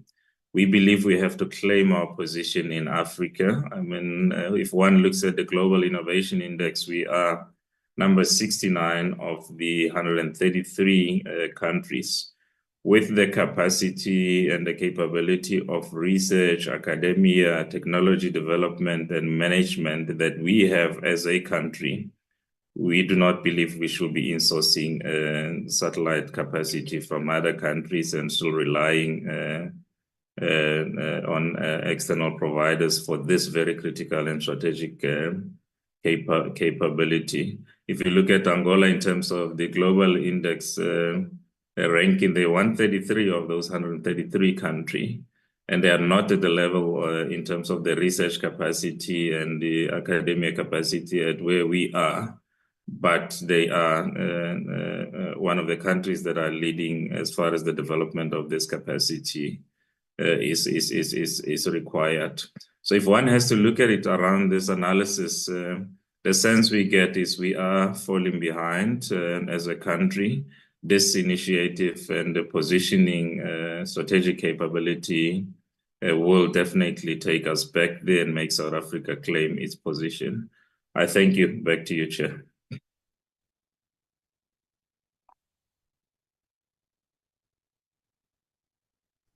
Thank you. Thank you very much, CEO. Let me take the chair. I'm assuming that that was the end of the presentation. To thank yourself, the chairperson of the board, DDG Tinyeko, for that presentation. I was hoping that the department or perhaps SANTEC would respond to that very pointed criticism that came from SANSA in terms of delays, even before we open up for discussions from the members. DDG, would you have any comment in that regard? Thank you, Chair. And we're also surprised with that comment, but I'll also ask my colleague Peter Milo, who has been leading the process from the departments that also come through, just to close. Peter, if you can come through you, Chair. Thanks, DDG. Morning, chairs, honorable members and colleagues. Maybe let me start with the governance structure which was put in place to ensure the success of the development of the strategy. There is an existing governance structure which was established by both Director Generals of the departments, DCDTD, DSTI. It comprises of DCDT, representative from DCDT, Science and Innovation Technology, SANSA and SANTEC. This steering committee meets regularly, with the latest update being this Monday, and also post the election in terms of the processes that the department was undertaking to ensure that we finalize the strategy internally with the engagement of the executive authority. But more so, this steering committee also does invite other agencies to get support and also to get expert advice in terms of the development of the strategy, such as ICASA, your SKAs. But more so, we will also engage other sister departments separately or jointly in the event that there are clarity seeking or there are issues that we want to spell out in the strategy. So I wanted to emphasize this so that the members here get comfort that there is a working structure. It means regularly the updates are happening on a regular basis when there are developments. It is unfortunate that probably it has been said that there is no committee. There is a committee. I am the chair of that committee as the satellite communication strategy led by the department. So I just want to emphasize that. With regard to the delays, I think there have been challenges in finalizing the particular strategy, and mostly is due to the administrative changes that has happened within the department, with the latest being that the position was that there is no need for the strategy. There is another option that could be, or model that could be undertaken to expedite the deployment of the satellite or the launch of the satellite. Then post the new administration came on board, we had to resuscitate the process of finalizing the strategy. And also to point out to colleagues that we were far in terms of achieving the CS, which expires 3 months, meaning as of now, if we have to go ahead in terms of consulting that last, we will need to reapply for that particular certificate. If I'm not mistaken, I think it's 6 months or 3 months, but I'll confirm with the presidency. So the reason why it has not been done, we wanted all this consultation, the inputs from the TCDT minister to be finalized, so that when we get an updated CS certificate, we are able to move on to relevant clusters. But I just wanted to comfort members here that there is a working structure. It is in existence, with the latest engagement being yesterday and also on Friday. Thanks, DDG. Over to you. Thanks, Peter. Chair, I mean, it's just uncomfortable as officials, the way it's being presented here. And our view has been that we've been working very closely with the colleagues. We are the ones who also recommended that we work with them to develop the strategy. Maybe just to provide the chronological events. When SANTEC completed its business plan in 2018, it was a department who then supported SANTEC to engage with the various government departments as well to try and get their support and buy-in. But it became clear from those engagements that a strategy is required without just treating this as a singular project. We need a national strategy. And that's when as Peter indicated, that the 2 DGs engaged, and then a steering committee was established, and teams established as well to support the development of the strategy. We've been working very closely together. It's not like the strategy was developed elsewhere, presented to the departments, the department, they're not moving forward, because we've been part of that development of the strategy. And once that process was concluded, it was the DCDT who then compiled the documentation required for CS. Those who have worked on the CS would know how extensive the process is. And the DCDT worked on that, and we obtained that. And then subsequent to that, that's when we commenced the engagement with the executive authorities to also to get the input, because it becomes a cabinet process. So we cannot commence that process without their input to guide it. So by the time we come back and say we have received the cluster input, they also guide that process which goes to cabinet. And as indicated, that process, unfortunately, could not conclude it before the change of the administration. And immediately we commenced the consultation, and that's where we are. We're still busy with the consultation. So that's why we're a bit surprised with that, because colleagues who work with them very closely, that their view is that it's us, and these issues have not been raised during the steering committee meetings. Thank you, Chair. Thank you. Thank you very much, DDG. And once again, thank you for the presentations from both departments. Honorable Shiviti, Chairperson, can I hand over back to you then to facilitate the discussion, bringing the members on board? Thank you so much. Thank you, Honorable Chair. Honorable Kusela.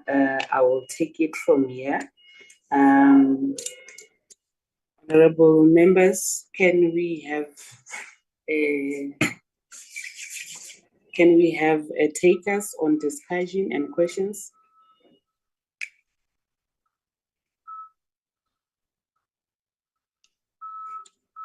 By the show of hands, I will note.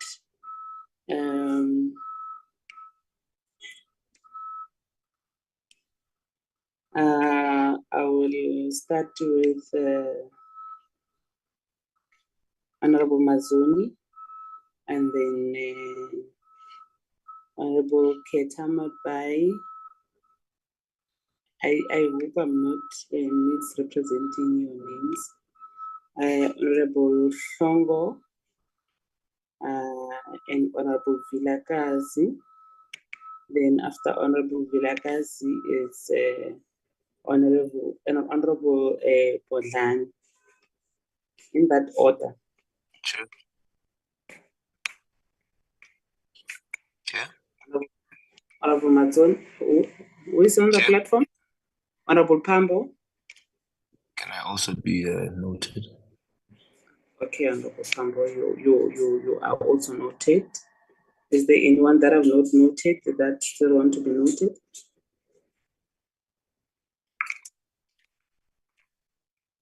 Okay, we'll start with Honorable Mazoni.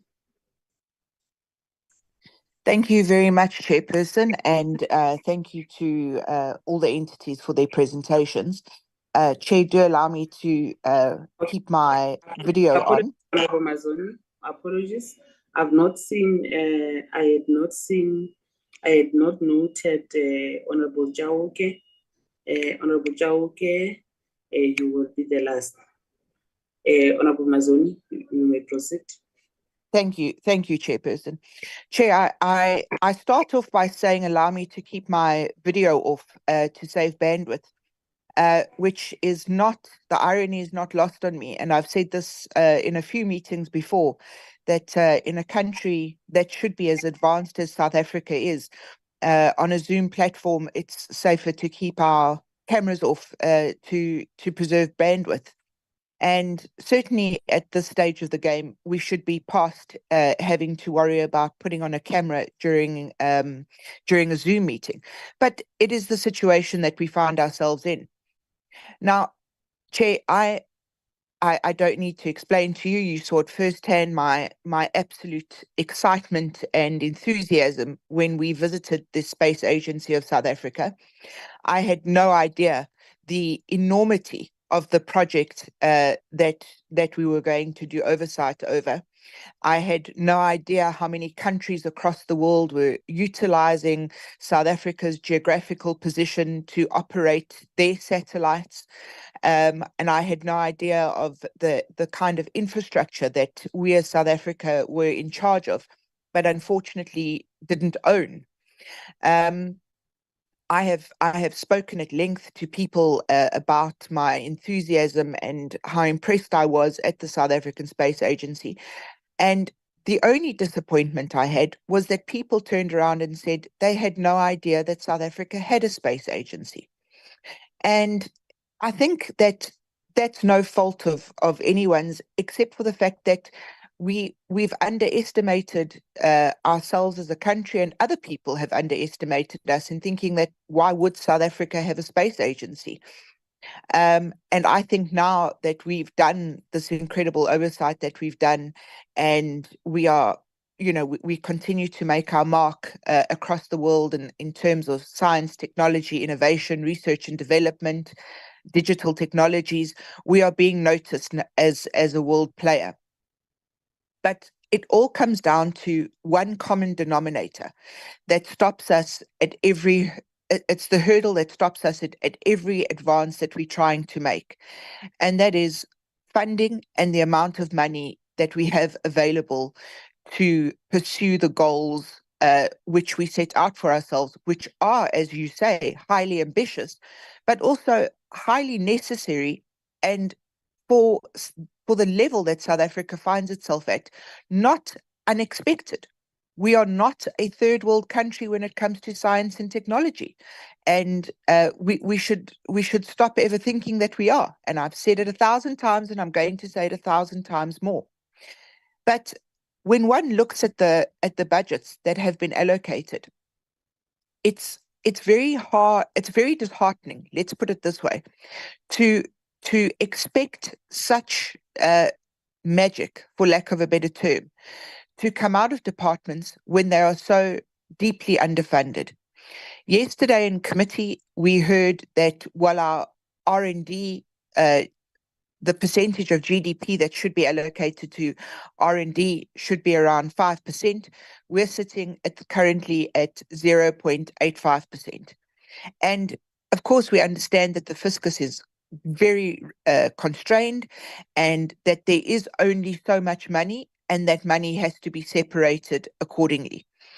So in these presentations that we've received today, I understand that this is a very high level presentation, but Chairperson, I think that this is a situation where all departments involved are going to have many more meetings to make sure that this project doesn't fall by the wayside, doesn't in any way be pushed aside as not absolutely of national importance right now, that we understand as a country the importance to our sovereignty, the importance to international investment, importance on the global stage of where we stand as South Africans, the importance of having our own satellite constellation up in the sky that we can boast about. We already have one of the world's most important scientific pieces of equipment on South African soil, and there is no reason that we shouldn't now occupy the skies and the heavens above us, and be absolute leaders, especially on the continent, when it comes to launching of satellites. And as I said before, let's not stop there. I think we'll know our job is done once we can proudly say we have a South African on the space station. So, Chair, in conclusion, allow me to say I'm very pleased by the presentations, but I'm also hesitant to become too excited too quickly, because this is not the first time I have seen this movie. I have seen situations where South Africans have put their all, and by South Africans I mean our scientific community, our engineers, and those in charge of scientific development, put their all into projects, and then the projects be halted for bureaucracy, for lack of funding, for constant changes that come their way. So, Chair, I would like to encourage us to have many more meetings of this nature so that we can keep a very close eye on the progress that happens. Thank you. Thank you, Honourable Mazon. Honourable members, can we try to be as brief as possible? Honourable Mazoni had that luxury because I had not indicated. Be as brief as possible, straight to the point. Honourable Vilakazi. Aye.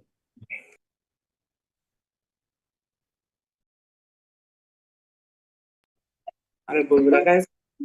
Chair, you had said it would be Honourable Sithole before me, and he seems ready to go. Oh, no. I'm so sorry. Honourable Sithole, can you come through? Thank you very much, Honourable Chairperson of Technology and Honourable Chairperson of DCDT.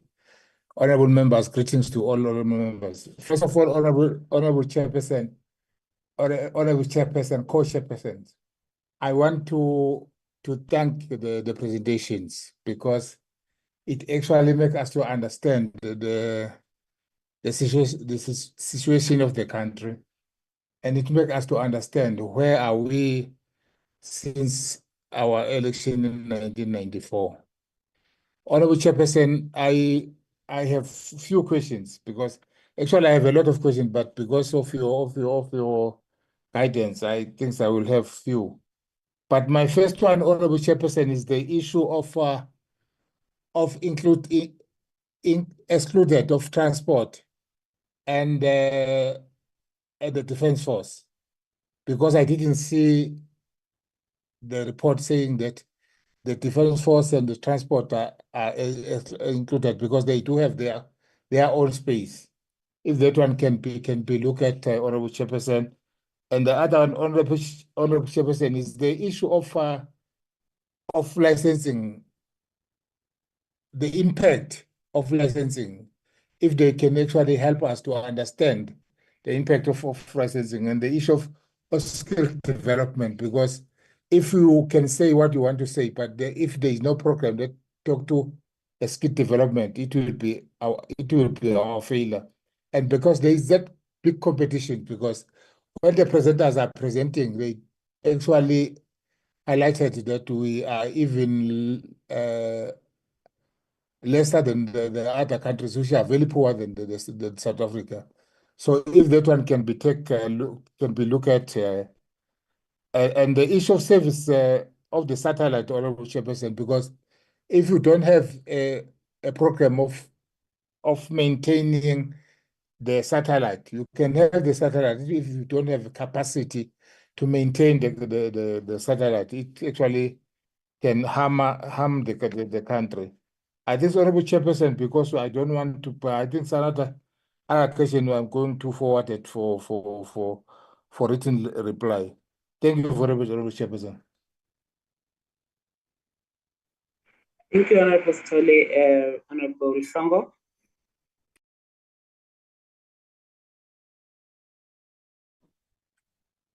Thank you very much, Chairperson.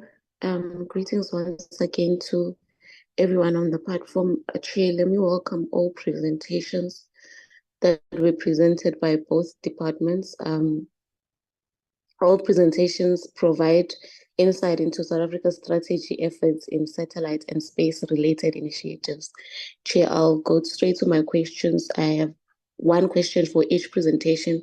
As you said, we must stick to time. On the National SATCOM strategy, what is the estimated timeline for each phase of the value chain implementation? Are there any anticipated delays, particularly with securing orbital slots or spectrum allocation? And then secondly, Chair, on SENTEC, how does the strategy plan to handle key risks such as the failure to secure funding spectrum allocation, delays, or the skills gap in satellite operations? And then on the satellite strategy, the presentation states that the strategy aims to address government's priorities like economic growth and quality of life improvements. What specific metrics will be used to measure progress in these areas, especially for rural and underdeveloped communities? And then lastly, Chair, what capacity building initiatives are currently in place to develop local expertise in advanced manufacturing and other technologies? Thanks, Chair.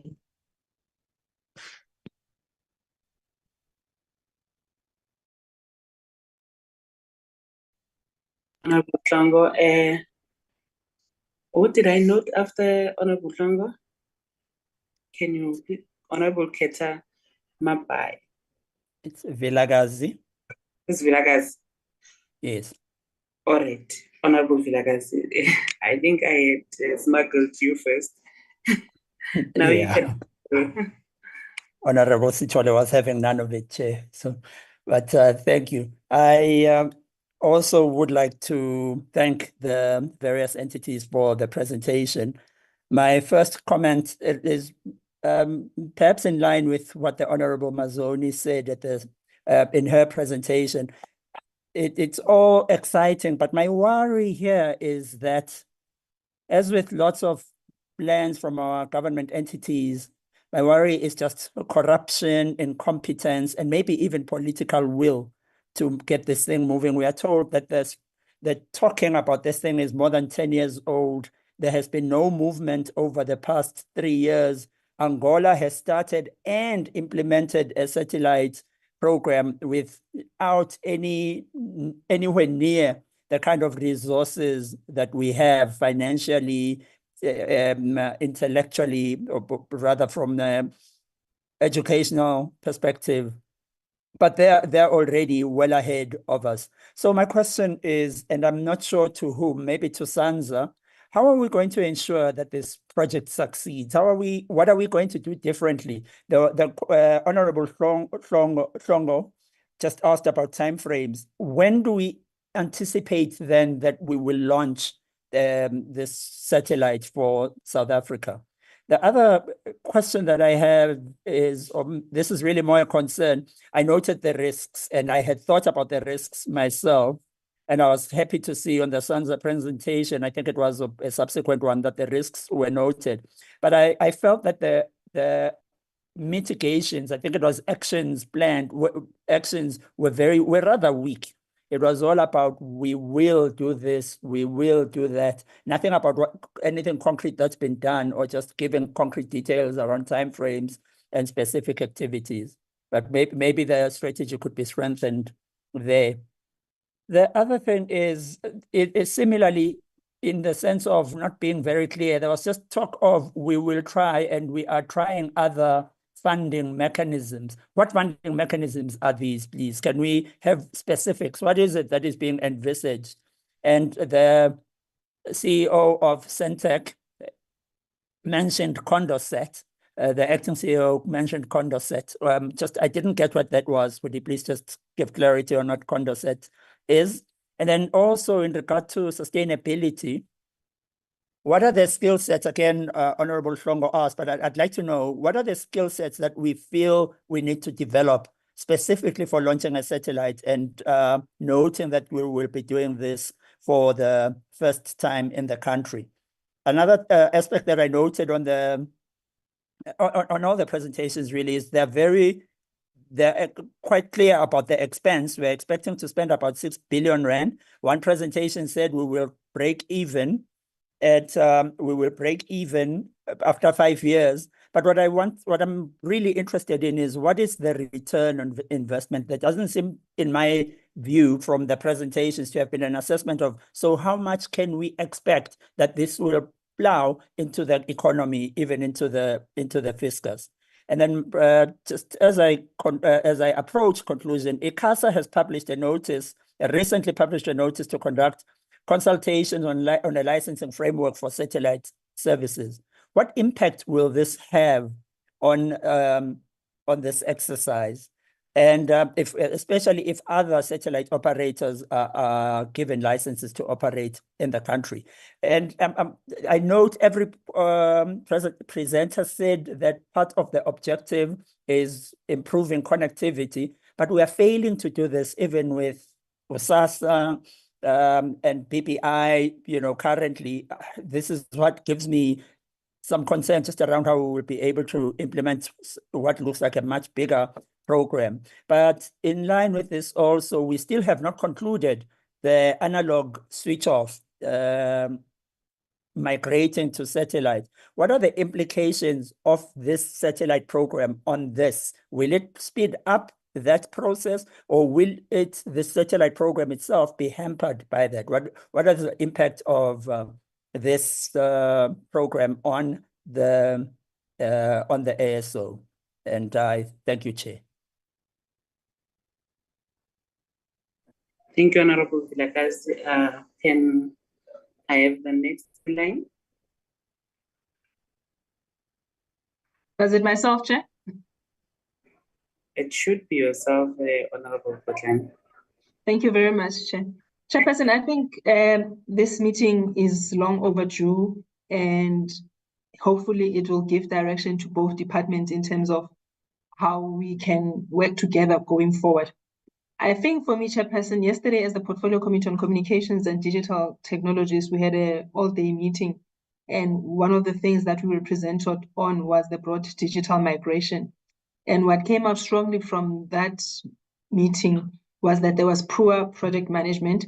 Hence, we are sitting in a situation where we are going to have to revise the deadline for the analog switch off. And when you are coming into a meeting like this and you're again talking about a government project, the question is, what sort of things are we going to do? What interventions are we going to put in place to ensure that the project does take off at a prescribed and reasonable time and at a prescribed and reasonable cost? And with one of the things that I think I have written down is to say, the project is priceless, because the value of the project will be felt by ordinary South Africans when the cost to communicate becomes lower. So I don't know whether when South Africa moves from being number 66 on the Global Innovation Index, would that mean that we would go higher, because the presenter spoke about us being in an emerging and wanting to become an intermediate state nation? would the us going a notch higher, would that mean we are going a notch higher? Because obviously that would boost investor confidence. Chair, I think the biggest thing I really want to address in this meeting is to say, as the committees, can we establish ways that we are going to track the process so that we are taken on board as things happen, as things move?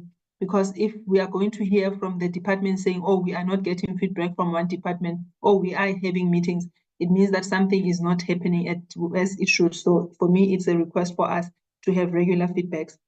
On the orbital slots, please excuse my ignorance.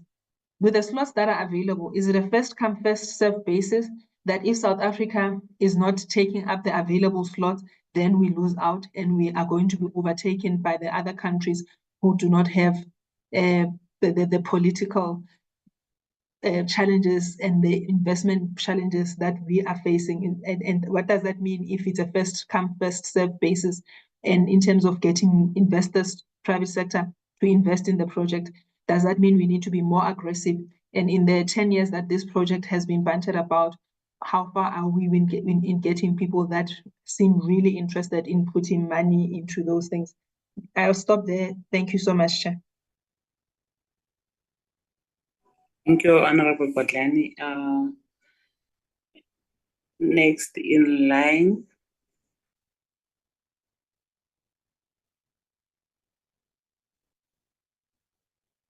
Honorable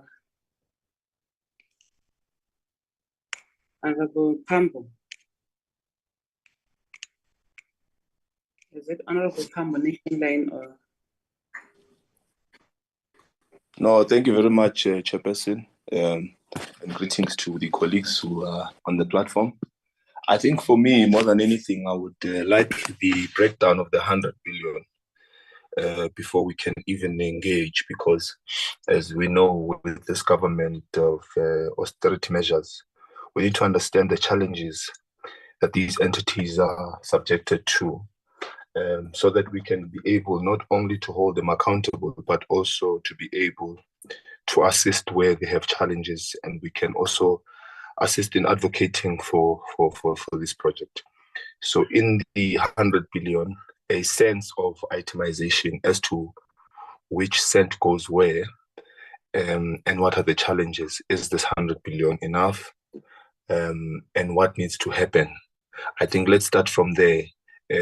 It is a sort of question to basically open up, or rather to zoom in particular, into how this money will be spent and whether or not it is enough, and if there is anything more needed to be able to achieve the set goal. And if there's any other, challenge that may not be put in these presentations, that they may also be free to take us through, because we're not just here to hold you accountable, but also we are here to understand the challenges and also to intervene accordingly. And that's I think that ought to be the motive of our intervention throughout both departments in this regard, because we can't be consumers. We ought to be able to produce. We ought to have our own. And if this money, is coming from the, taxpayers, such big amounts must not be, spent on something that cannot be achieved, at least at the time at which it's set. So I think that can we have a more detailed account in response now, and then we engage in it, so that we can have, a more sound understanding, but also the responsibility as committees that we have to make sure that we give you the necessary support to be able to achieve the set goal. Thank you very much, Chairperson. Thank you, Honorable Pambo. Honorable Jauke. Thank you so much. No, before you come in, I see Honorable Shokwe and Honorable Matthias. Had I noted you before, Honorable members, so that I know that I can squeeze you in the set of hands. Honorable Matthias.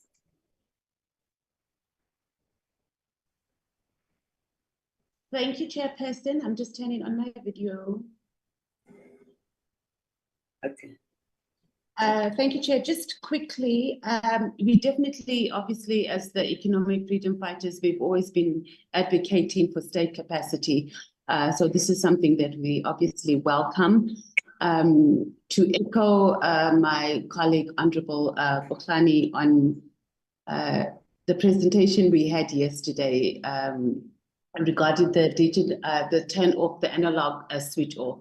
So there were these billions of rands allocated, and the whole process was not done correctly. Bad project management, corruption, incompetency, or probably just a lack of political will, and entities. Sorry, can you not hear me?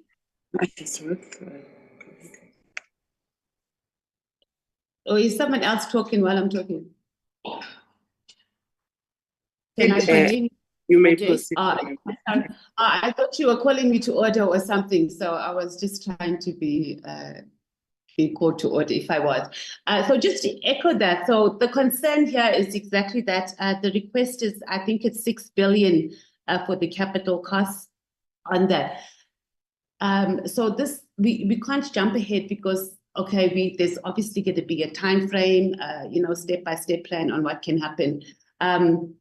We've never been necessarily short of resources or to allocate money. What ends up happening is that we allocate budget, like this is a huge project. Let's say budget is allocated. And during the entire process, because of corruption, incompetency, and for a whole lack of other things, by the time it's supposed to go operational, there will be a whole lot of the most ridiculous reasons why this project has not reached its deadline, or it needs more money, or it needs reinvestment. Exactly what we have seen yesterday with the analog switch off. I mean, we even had entities coming to report that when they went to go install boxes, it was a whole year later and people have moved, and you don't understand the material conditions of our people that live in informal settlements. So with this amount of money that needs to be invested, we need to have political will, we need to have skills. So that was my next question, is that maybe they can speak to it.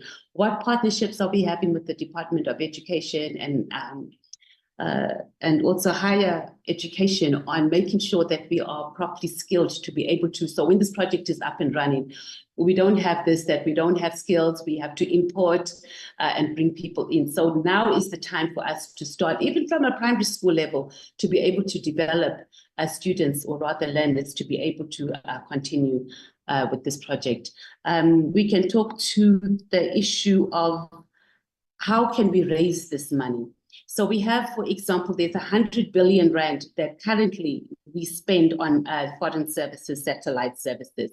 And so I'd like ICASA to speak to us on how much is the license fees, because they obviously have to apply for a license, right?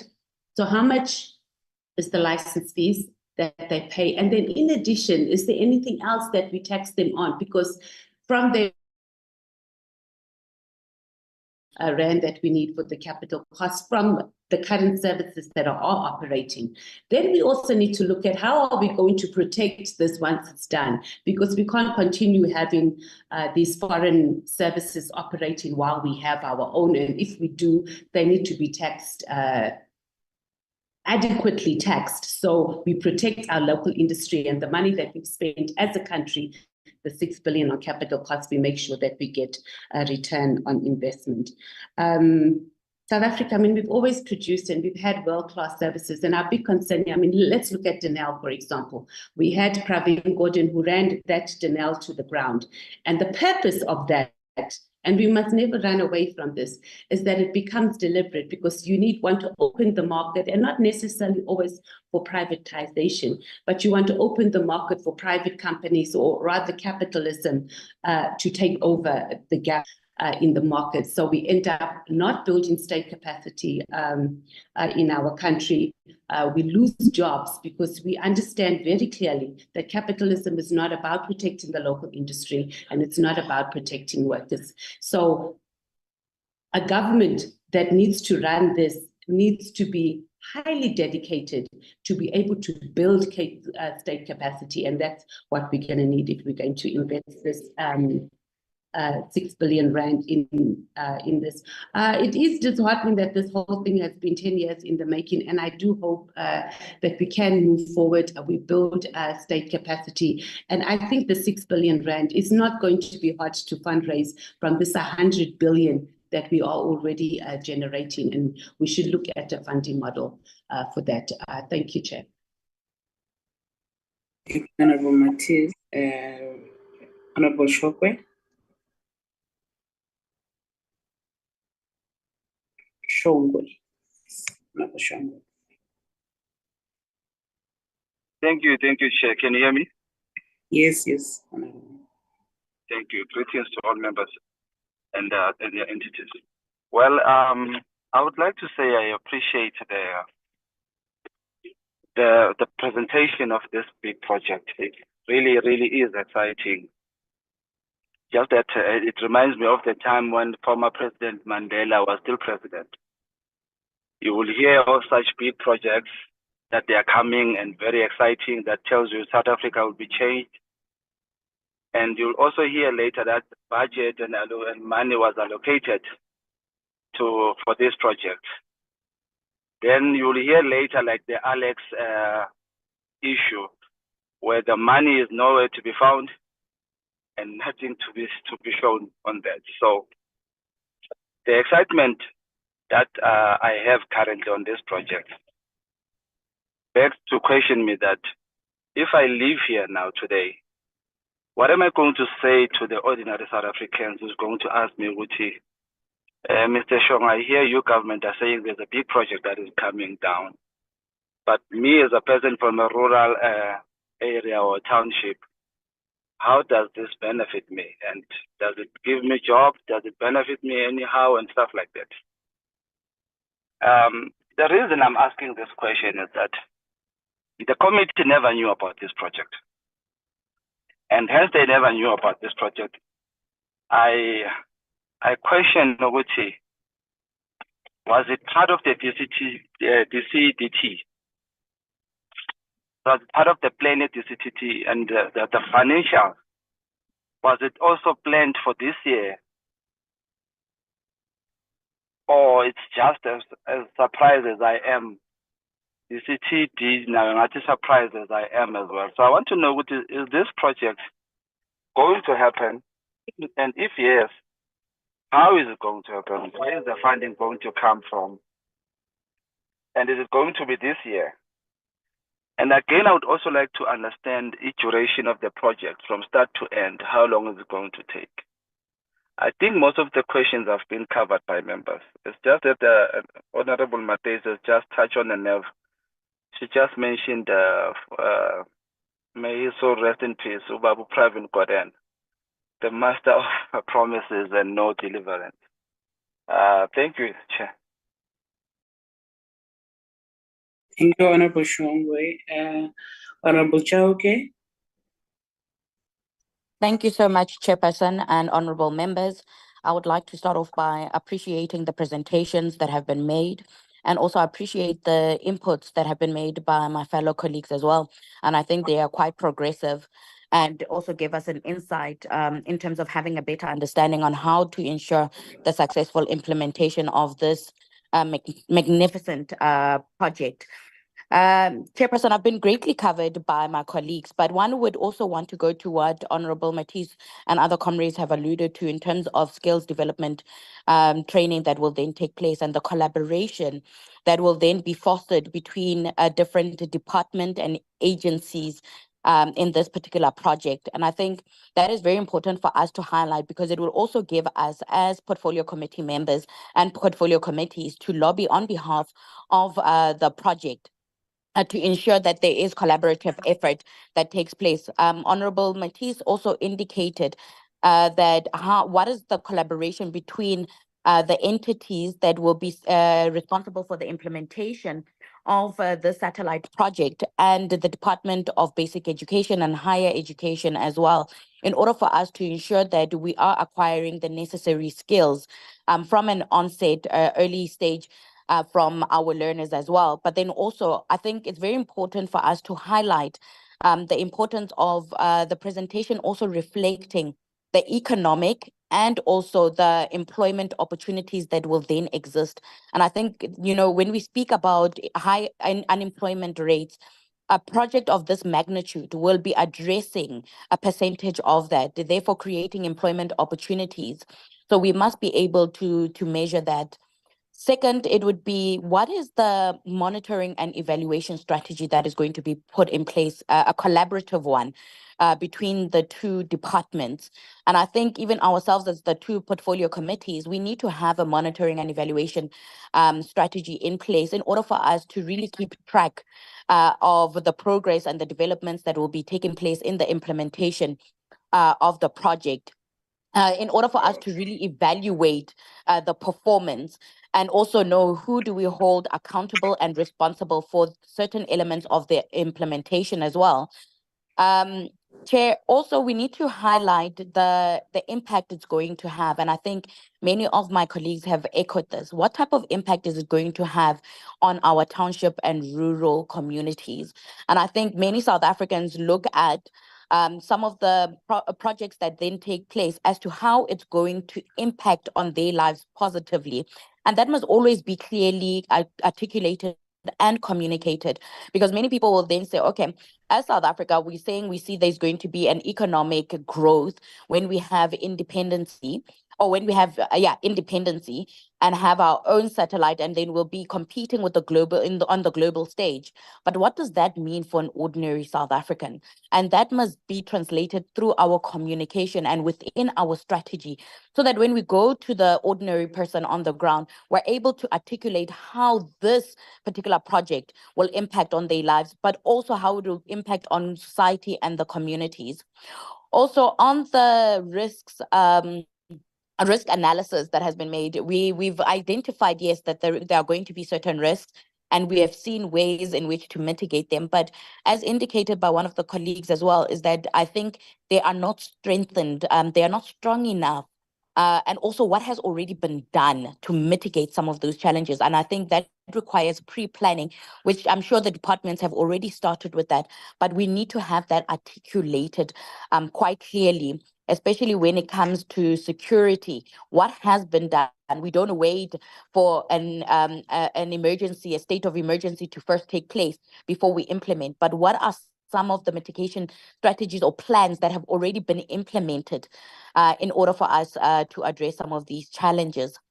Chairperson, in terms of investment, one would want to find out what are the investment opportunities or commitments that have been made both from the private and the public sector. What are some of the what are some of the commitments and the collaborative efforts that we have seen coming from the private sector, both nationally, or let me say locally, continentally, and across the globe? And then lastly, on the part of investment, are we finding ourselves having any debt? And what does that accumulated debt look like, if we have any? And what is the plan on us repaying the debt? So the fundraising model and the financial strategy, what does that speak to in terms of any debt that we might find ourselves in? We do know that there's going to be return on investment, and we have spoken in the presentation. It speaks about when we break even. What then happens when we don't get to the point of breaking even? And I think that's one thing that one would want clarity on, because the last thing we want to do as South Africa is find ourselves more and more and more in debt, which plummets our economic status even further. Lastly, it would be, and I think one of the honorable members mentioned that on the ratings, we are about number 60 something. Once the project has been successfully implemented, what does that look like for us as competitors on the global stage? And what needs to be done in order for us to see ourselves going from number 60 something and increasing and going higher on the chart?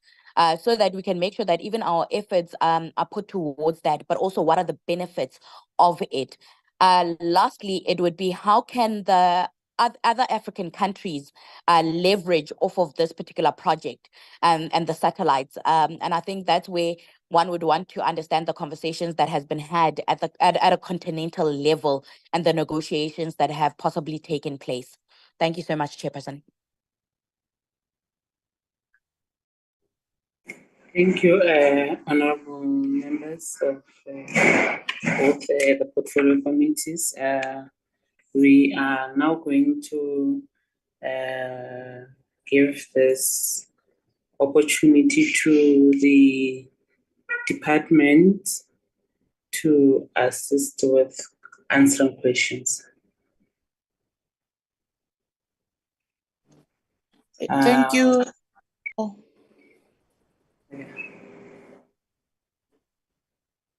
Can I continue, Chair? Yes, you can continue, DG.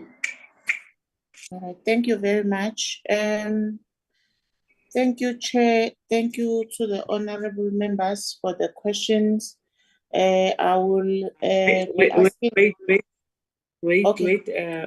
I see Honorable Imran. Your hand is up. Is it a legacy or you wanted to come? Yes, Chair. Thank you so much. I didn't raise my hand earlier and I thought it was up. My apologies for that. Chair, thank you so much for affording me the opportunity for saying a few words. Let me welcome the presentation and state that I do believe, Chairperson, that an investment of this nature is a game changer for our country. It could be what we call an inflection point in the business history of this country. When I say business, I mean it could be the means of taking this country out of the woes that we face. We cannot deny the fact that we live in an ever-evolving and a fast-paced evolving world of technology. And not to own our own satellite is the opportunity cost of not owning our own satellite is increasing. So I welcome the presentation. Chairperson, whilst welcoming it, my colleagues have echoed a common sentiment, and I think the portfolio committees will support an investment of this provided the necessary checks and balances are in place. I think South Africans are frustrated that often we have wonderful projects and wonderful ideas, only to find out that our funding estimation was insufficient, only to find out that it is riddled with inaccuracies, with irregularities, with poor project management, with lack of interdepartmental communications, etc. Chairperson, we've learned the hard way for 30 years. This could be a game changer for the country, and I do believe that provided it is properly managed from beginning to end. And earlier today, we've seen 3 departments coming in, one mentioning that there were delays.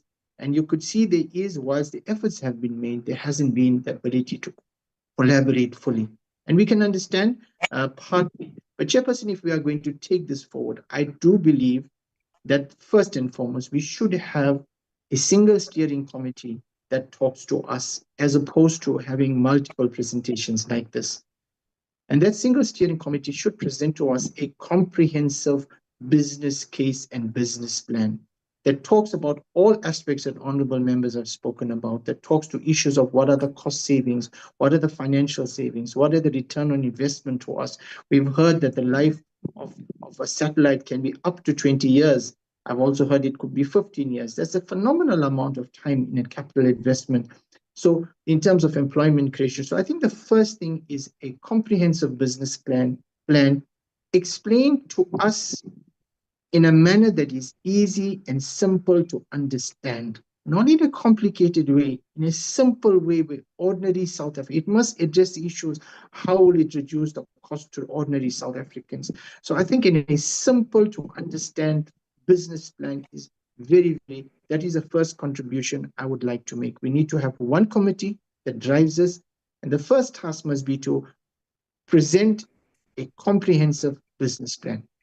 Chairperson, I also have, then my further queries is, and I think Honorable Megan had alluded to that, what is the capacity of this satellite after satisfying the needs for South Africans to export to other countries, and more specifically start exporting to Africa and strengthening SADC and thereafter strengthening the rest of Africa through an African-owned satellite? So that's my second or third question. Chairperson, I'm quite concerned with all technology, from an ordinary computer to as technology evolves, so do the risks. What is this risk of sabotage of this satellite. Considering the fact that phenomenal amount of capital outflows take place from our country to other countries, considering that there are many, many investors out there that are controlling world economies through significant investments like this, what is the risk of us being sabotaged, and how will we mitigate this? That is, I'm talking about this satellite that's in orbit. I'm specifically concerned about that, because if that gets sabotaged, Chairperson, then the entire economy and whatever we have placed in this in this satellite is at risk. Chairperson, I was also concerned, and I think it's come through in terms of employment creation, particularly the local employment creation. We don't want a scenario where we invest phenomenal amounts of money in this infrastructure, and it is all built and manufactured by foreigners and international people coming in. Yes, there will have to be a mix, but I think we must be very, very, very focused in that we must ensure that we have a phenomenal amount of local talent must be created and nurtured, and the capacity, we must be capacitate local talent to be able to get involved in this. Chairperson, I think I have covered myself largely, and I think I'll pause there. Thank you, Chairperson, for this opportunity to comment. Thank you, Honorable Imran. I'm going to now hand over to the DG of Science, Technology and Innovation. Thank you, Chairperson, and thank you, honorable members, for the questions that have been raised, as well as the inputs, the valuable inputs.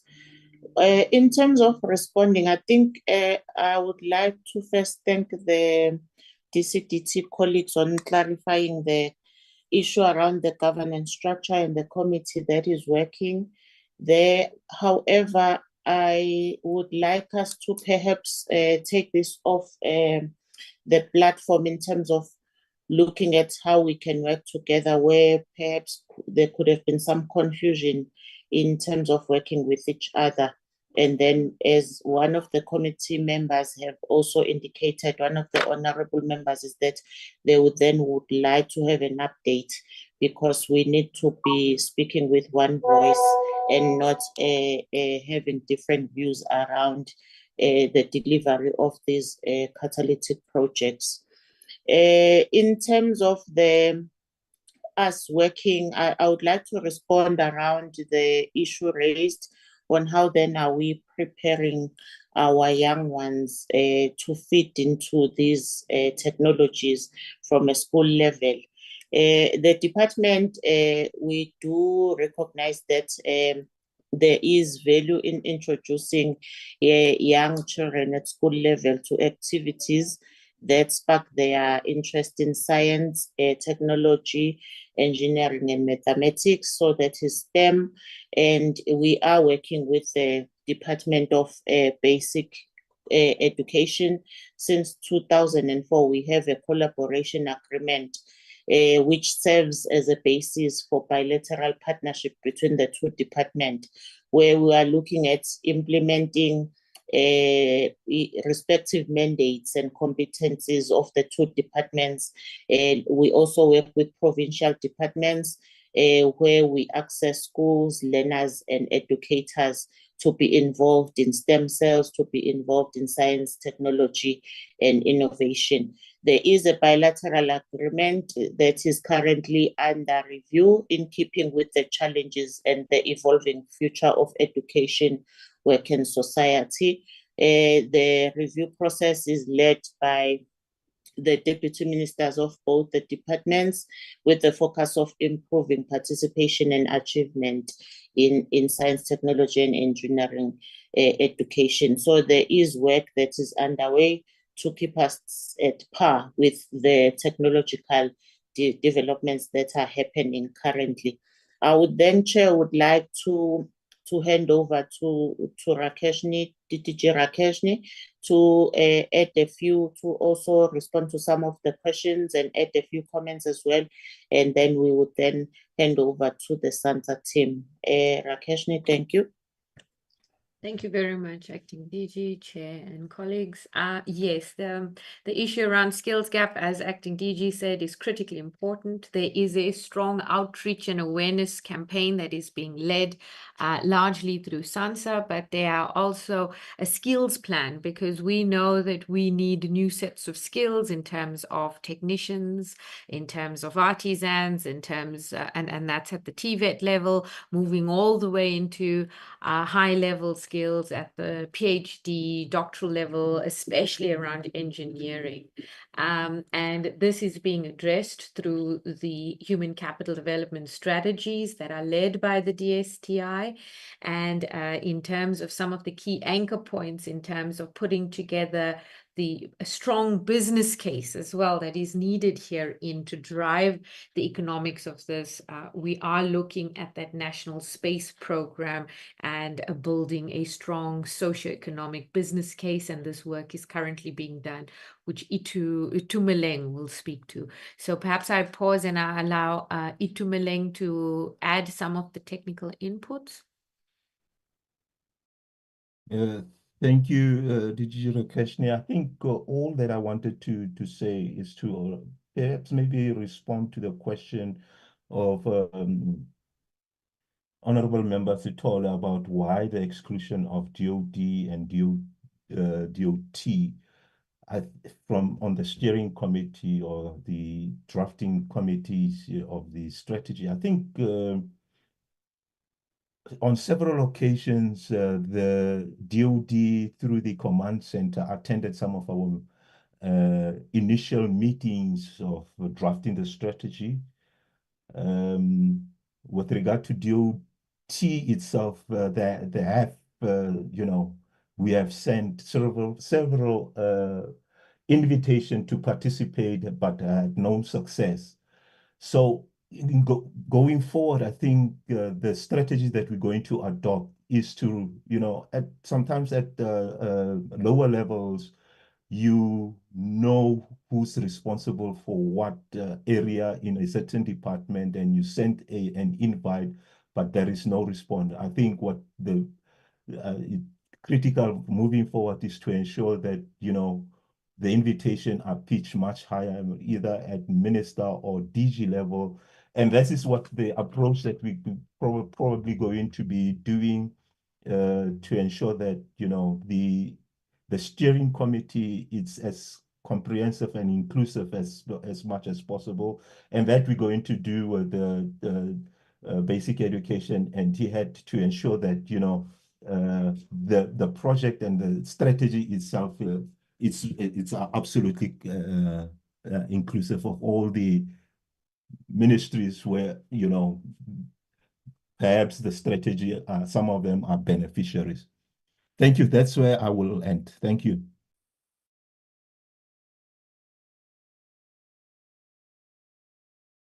Thank you, Acting DG. Perhaps we could ask our colleagues from SANSA to respond to some of the key areas leading to the SATCOMs where they played a pivotal role. Thank you, Acting DG. Thank you, Chair. Thank you, Rakeshni. Thank you, DG. From the SANSA side, I'd like to take a couple of these questions, and then also allow the CEO to also handle some of them. The one specific one that I think it should really be a concern for us is from Honorable Imran regarding the risk of sabotage of this investment. In terms of that risk has actually been identified as one of those. And the sabotage does not necessarily mean that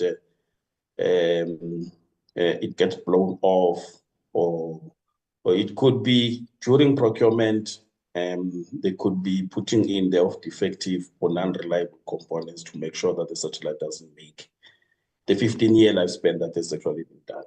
And I think we do need to learn, colleagues, from the new Dawn satellite that was launched in 2011. It was a South African satellite planned to actually live for 15 years. It only lived 3 years. So We need to be very, very awake when it comes to the procurement process. And that is why choosing the partner to actually build the satellite for you, I think is very, very, very important. We must be very much wide awake when it comes to that one. We don't want the repeat of the New Dawn satellite that we spend 6 billion and then we launch the satellite and it only lives 2 years. And once it has died, everybody walks away, including the manufacturer of the satellite. And that type of a risk is actually a big risk. The other risk that is actually there is the satellite can actually be attacked in space. And you get satellites that get jammed because, let's be honest, people have economic interest, and South Africa and Africa are nice cows to milk. So there are people who have interests in keeping South Africa and Africa at the current state because there's benefiting from the current state, and they don't appreciate when we try to move ourselves to the higher level. I must though give comfort to both chairs and honorable members that this risk has actually been raised with the South African National Defence Force, specifically the newly established Space Command Directorate, as one of the capabilities they need to actually establish to protect South African space assets, including satellites in space. I cannot tell you much more about that. I think it would be best that maybe that briefing is actually requested through the Portfolio Committee on Defense, that the Space Command and the SANDF can come and actually brief the committee on this. But it is one of the issues that is a very, very high priority within the whole of SANSA, because this is just one satellite, but we also planning to put much more satellite, as the DSI, Mr. Makolo, has actually indicated. So that risk is real. It is real, and we are very conscious of it. And we are engaging with defense to establish a capability to defend these assets. Can I hand over to the CEO to respond to some of these questions? Thank you, honorable members. Thank you. Thank you, Chairperson. And thank you to the chairpersons of the portfolio committees and portfolio committee members. I think we need to reflect, members of the committees. The issue that the chairperson has just touched on, responding to Honorable Member Subrathi, on the fact that we are very much compromised in this country. The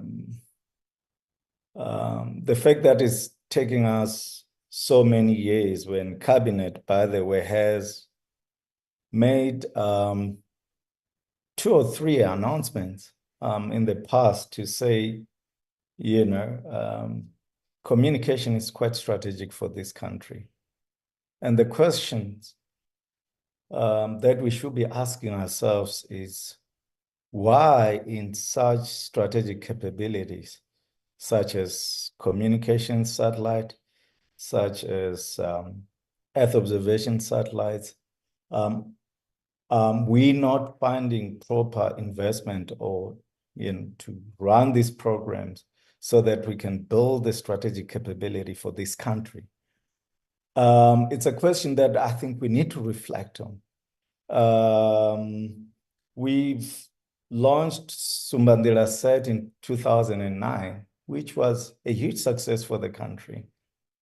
And since then, we've been launching CubeSats, meaning that we've renegated from where we were those years back. Again, we should be asking ourselves questions, why? You know, we're not moving so fast with our space program. But we really appreciate now that through the DSI or DSTI support, that we now have the Space Infrastructure Hub, which again, still it's not sufficiently funded because it's a 2-year funding. And space programs by its nature, you have to look at a minimum of 20 to 50 years. Other countries such as China, you would note that they have 100 years space program. So that's something that I think we need as we've been given these mandates and authority really to provide guidance in building these capabilities.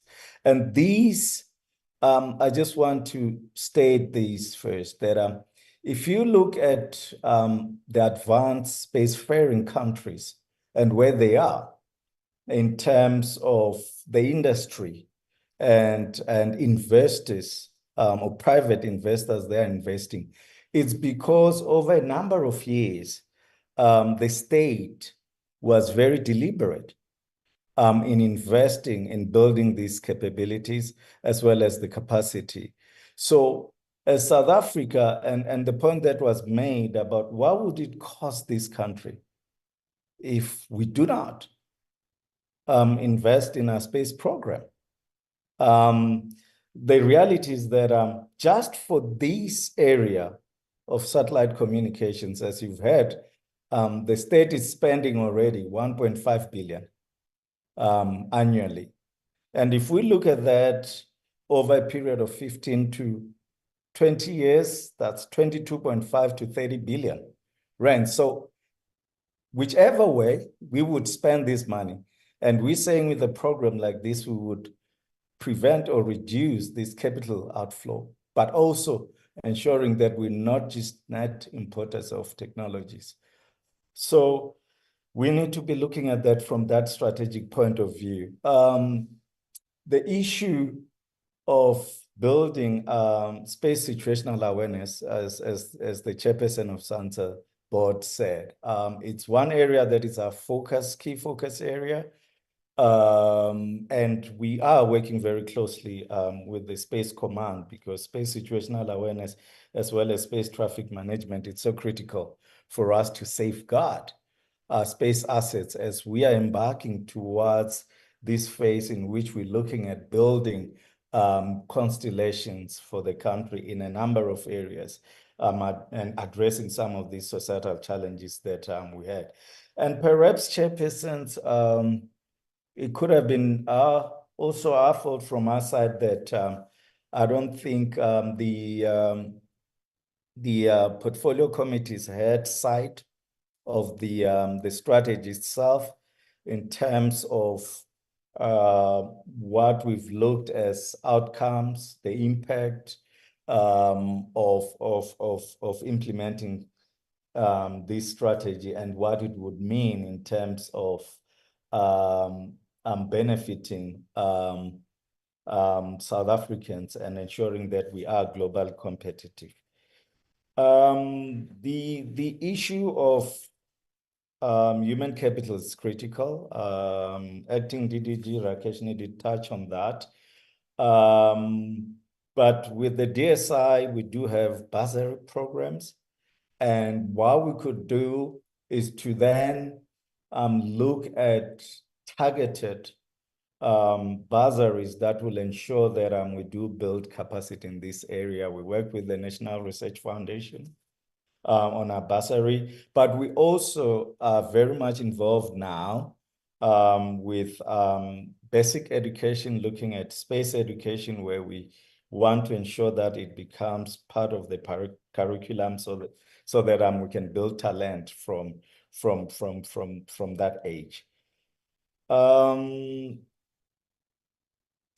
The other point that I just want to raise is that I believe that we need to look at the space program in light of the global space economy, which is estimated or projected to reach $2 trillion by 2035. $27 billion by 2027 in Africa alone. And what will be our share as South Africa, which was clearly outlined in the national strategy in terms of us capturing a specific niche market in this area of space economy.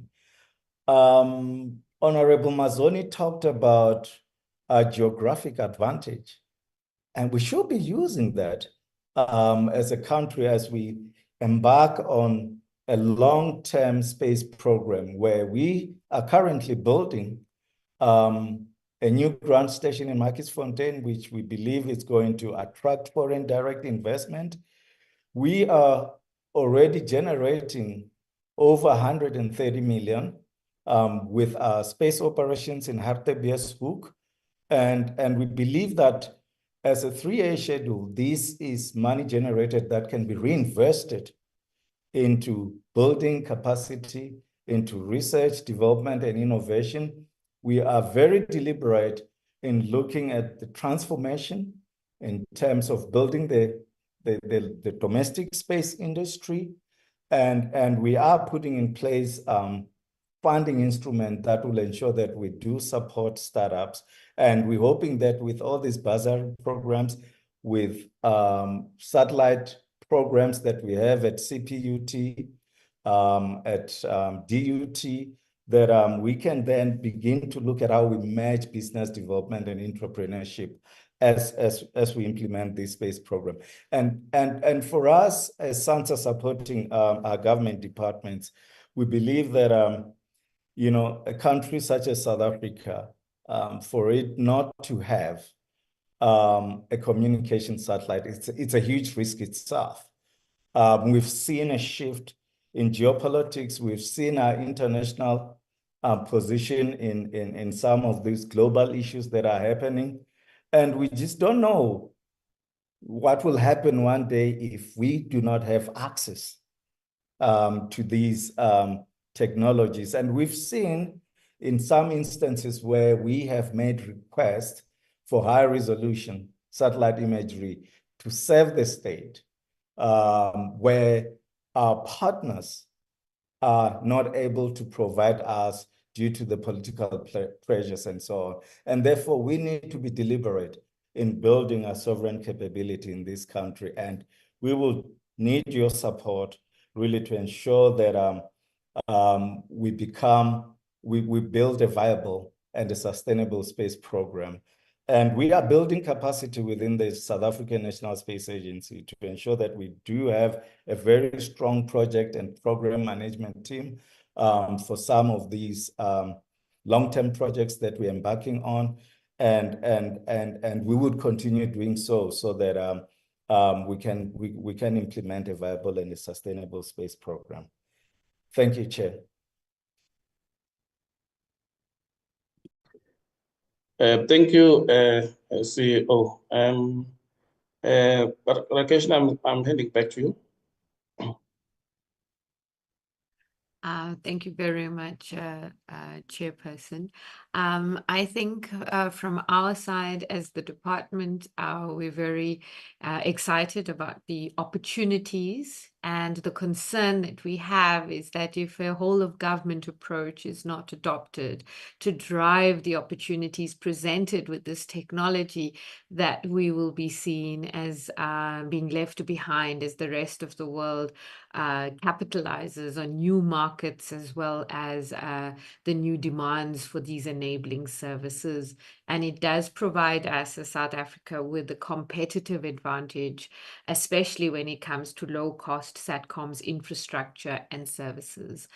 So from our side, both our entity, that's SANSA, as well as the DSTI, we hand over back to Chairpersons. Thank you.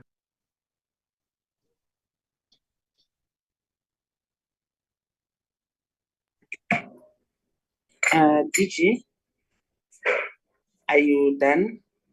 Yes, Chair. Thank you very much. Thank you. Can we now get responses from DCDT? No, thank you, Chair, and also thank to the honorable members for those questions. And most of the questions pertains to issues of funding and also timelines and the options that are there to deal with this. So I'll request, Chair, that SANTEC goes first, because SANTEC has done extensive work in terms of the feasibility studies and also analyzing different options and the timelines associated with that as well. And then thereafter, we'll also have some few questions for ICASA to respond, and then the department will come through to respond on some of the remaining questions. Over to SANTEC, Chair, through you. Okay.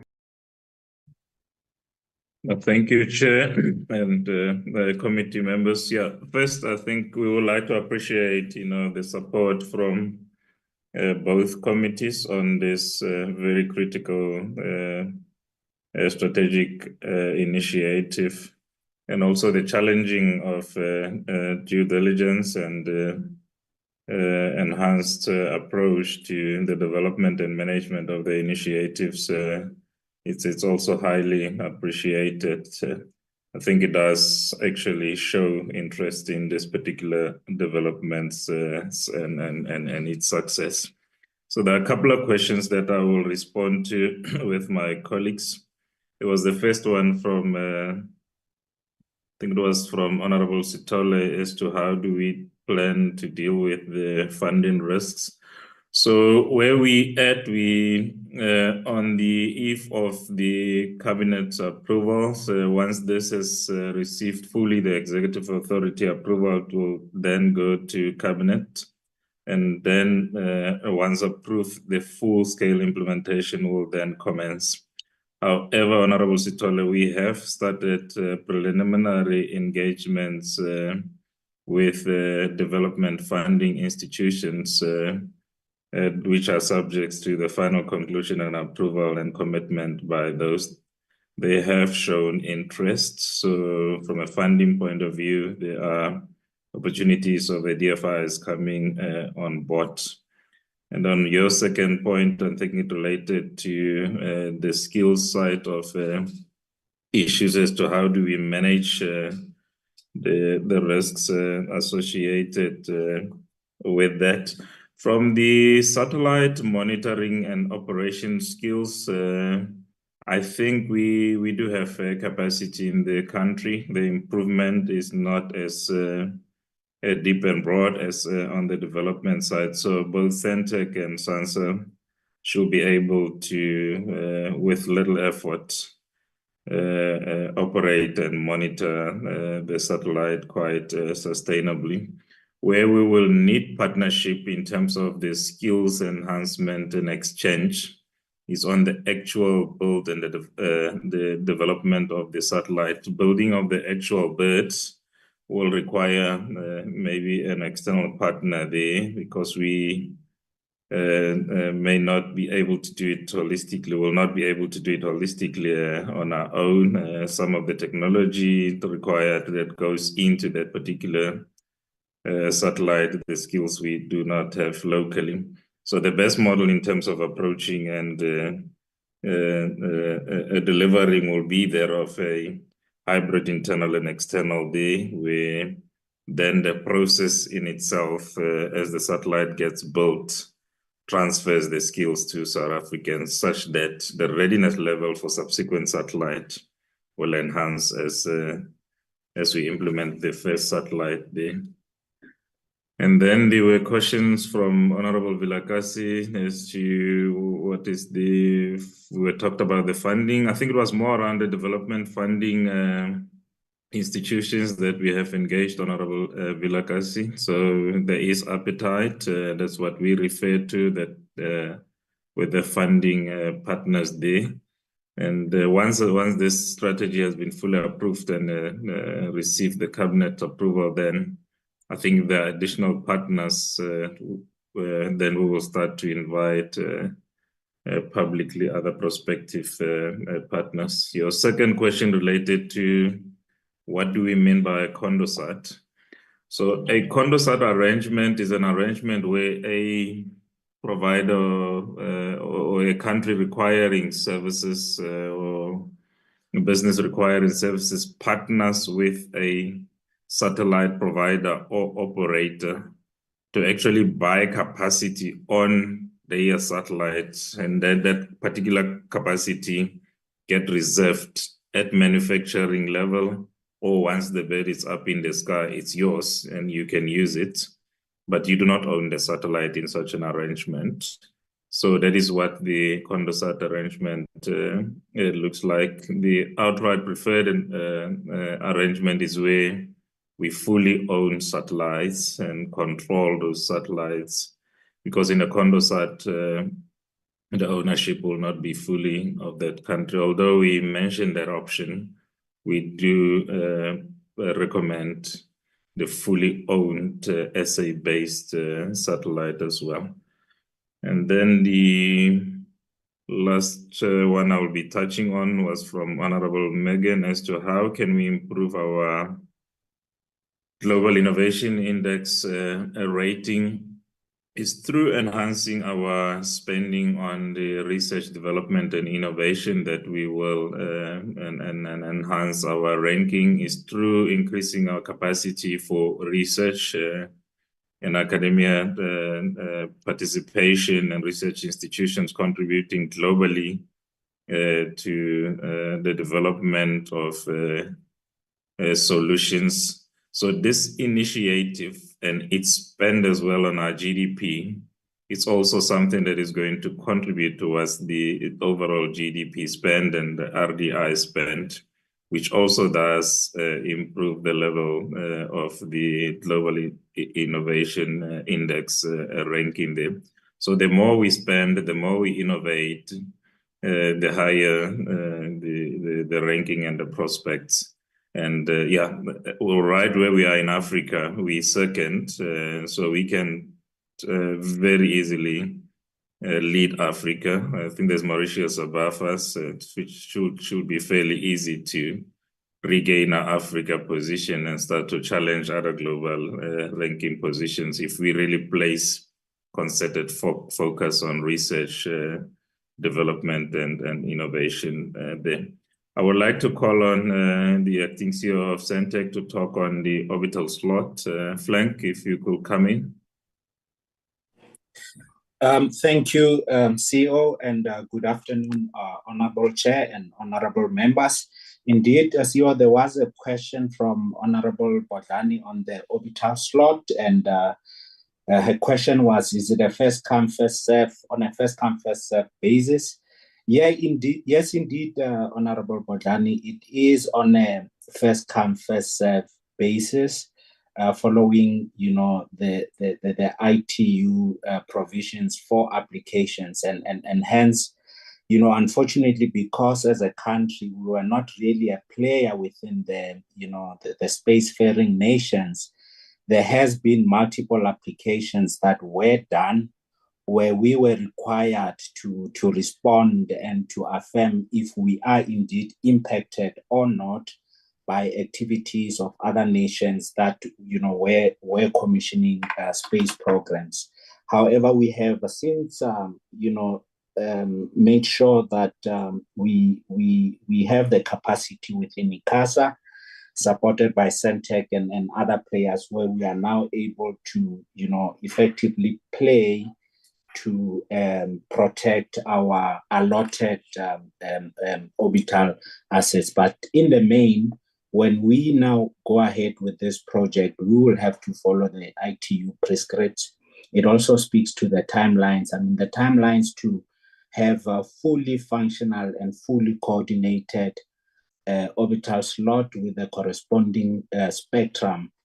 The process can take up to 7 years, and purely because, you know, our project should not in any way have an impact on existing satellites that, you know, that are within the ITU master register, and also those that, you know, have been approved but have not really been launched. So there is regulatory provisions that one can follow to ensure that we can have these orbital assets, noting that unfortunately the timeline is quite extended because one has to get permission from anyone within the orbital arc that we may be impacting in terms of from a spectrum perspective.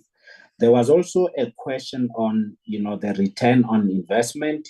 Yes, we have compiled a business plan that also talks to these financial matrices. So the average ROI over the 15-year term is 51%, annualized, and I'm emphasizing average because we do note that the break-even period is only from year 6, and towards the end of the 15-year term on an annual basis, the ROI shoots up to about 600% in some instances as we now maximize on the capacity that is available on the asset. I think those were the questions that I wanted to touch on. Thank you. I yield back, Chairperson. Thank you, Frank. Back to you, DDG. No, thank you. Syntech can get ICASA to respond to the questions on licensing matters.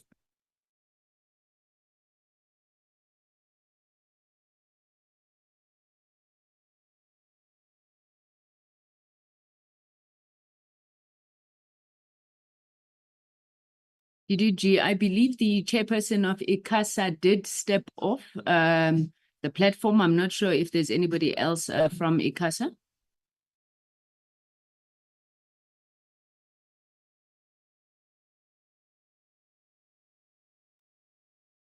It doesn't look like there's anyone, Chair. We'll just then proceed with answering some of the remaining questions from the department's perspective, and we can engage with ICASA on those licensing matters so they can provide written responses to the committees. I think colleagues have addressed the issues of timelines and what contributes to those timelines for launching a national satellite. And there was a question around the matrices to measure the outcomes, particularly around the improved quality of life and the socio-economic improvement in the country. And it's because the impact that ICTs have on people's lives are quite huge. We know from an economic perspective that still investing in broadband or connectivity result in more than 10% contribution to GDP growth. But if one looks at people's lives, having access to information basically helps them to be aware, but it also contributes to how they also with the whole world, how they can also participate meaningfully using that connectivity, either to be able to participate in the local economy, but even beyond that. So in terms of the services that government delivers, once the services are digitized and people do have connectivity, there will be a lot of savings as well for even citizens who need to access these services. They do not have to travel long distances to access some of the government sites because they can access them where they are. So the satellite communications, because it's targeted also, it addresses those remote and rural areas that we do not have adequate connectivity, will definitely contribute to that improved life. And then there was a question around I think 2 questions around the issues of the risks that have been identified that they need to be strengthened. We welcome the input that we will review those mitigations that are there and look at ways to strengthen them. But what we've also done in terms of trying to mitigate some of the identified risks is that we've commenced with some of the processes as indicated that For example, if you look at the plan itself, the feasibility study has already been concluded. Preliminary engagements are there so that you also get input and also assess interest in the program from the different stakeholders. So we're also running some of the activities in parallel just to mitigate some of those. And however, we'll review those. And in terms of how the satellite will improve connectivity and complement existing connectivity initiatives, even the current initiatives, they use the use of satellites to some extent to close the gap. But the issue has always been that the cost of satellite is always high. And with the objective of trying to also reduce the cost of satellite services by having a national satellite communications, it should be able to support any connectivity either by government or the private sector, and hopefully those savings will be passed to the consumers. And then on the issue whether there is an impact due to the BDM or the Broadcasting Digital Migration Program, it doesn't affect this satellite project. The spectrum that's used for this satellite is different to what is being used for broadcasting. So there will be no impact on this satellite program. And then on the issues around project management, you'll have seen on one of the slides, I think slide 15 or so, one of the first activities that has been identified is to establish a project management office with dedicated officials who focus on this program so that they do contribute to its planning and implementation, considering that this is a complex project with multiple stakeholders, both national and internationally. So we need that kind of capacity. And so it's already been identified as one of the key interventions that's required to ensure that the program moves much faster. Whether the project is part of the DCDT's plans this year, it has been part of the DCDT plans, and so we also have got dedicated officials on this program. We're working on this program to support its implementation, and we are working towards to get it so that the cabinet process assist in getting the strategy out there, so that once we conclude that process, then we can move to the next stages of finalizing the strategy, and then the actual work in terms of the implementation and the project will then commence. Yeah, Chair, I think those are the questions that I think are remaining. The colleagues have answered most of the questions. Thank you. Over to you.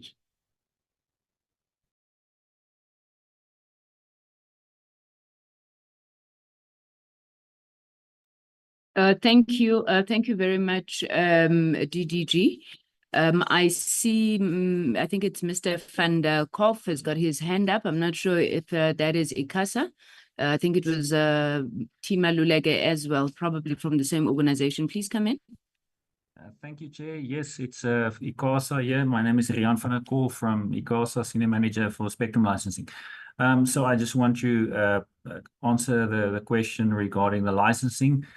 So in terms of our current framework to provide services within the country from a satellite service, you would require some service licenses, electronic communication network service license, and or electronic communication service license as defined by the Electronic Communication Act. In terms of the cost involved with that, it's based on the revenue of an entity. It ranges between 0.15% to 0.35% of the overall revenue. Also, there's an obligation to contribute to USF, which is about 0.2% of annual revenue. And then the other aspect to licensing is the radio frequency spectrum licensing. In terms of that, there's a regulation. The current regulation specifies a fee for the gateway station. That's the earth station connecting up to the satellite, and in terms of that, it's a formula based on bandwidth. So it depends how much bandwidth an entity would want to transmit between the satellite and Earth. So it's the unit price times the bandwidth essentially, and there's a minimum amount there as well. So yeah, just to give this some maybe feeling for it, is if you require 2 gig of spectrum, it would amount to say 6.2 million per year, but if it can be much less if it's not that amount of spectrum. Then the other side of it is licensing the remote terminals, and in terms of that, there's a blanket fee, also a bandwidth transmitted from these terminals to the satellite times a unit cost, and whether you use one or many of these remote terminals is then it's all covered.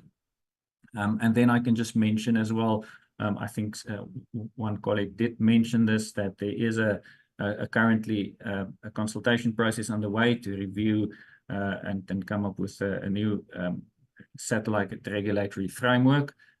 So that is underway, and fees is one of the topics that's also under review in that process. So that's what I can share. Thank you, Chair. Thank you. Thank you very much. I'm not seeing any other hands, so I will take it that that is all of the responses from the departments. Chairperson, with your permission, I think maybe we should stop here. My sense is that from the portfolio committees, the joint portfolio committees, there's overwhelming support for this project. The members have obviously raised a number of concerns, issues around program management, around project management, around the ability and the capacity to deliver, and obviously funding issues as well, which is quite a critical thing. Given the fact that it's still going to go through the executive process in the cabinet clusters as well as cabinet itself, I think as far as our input was, or at least our intention, was really to get a briefing, understand and appreciate the magnitude of what is in the works.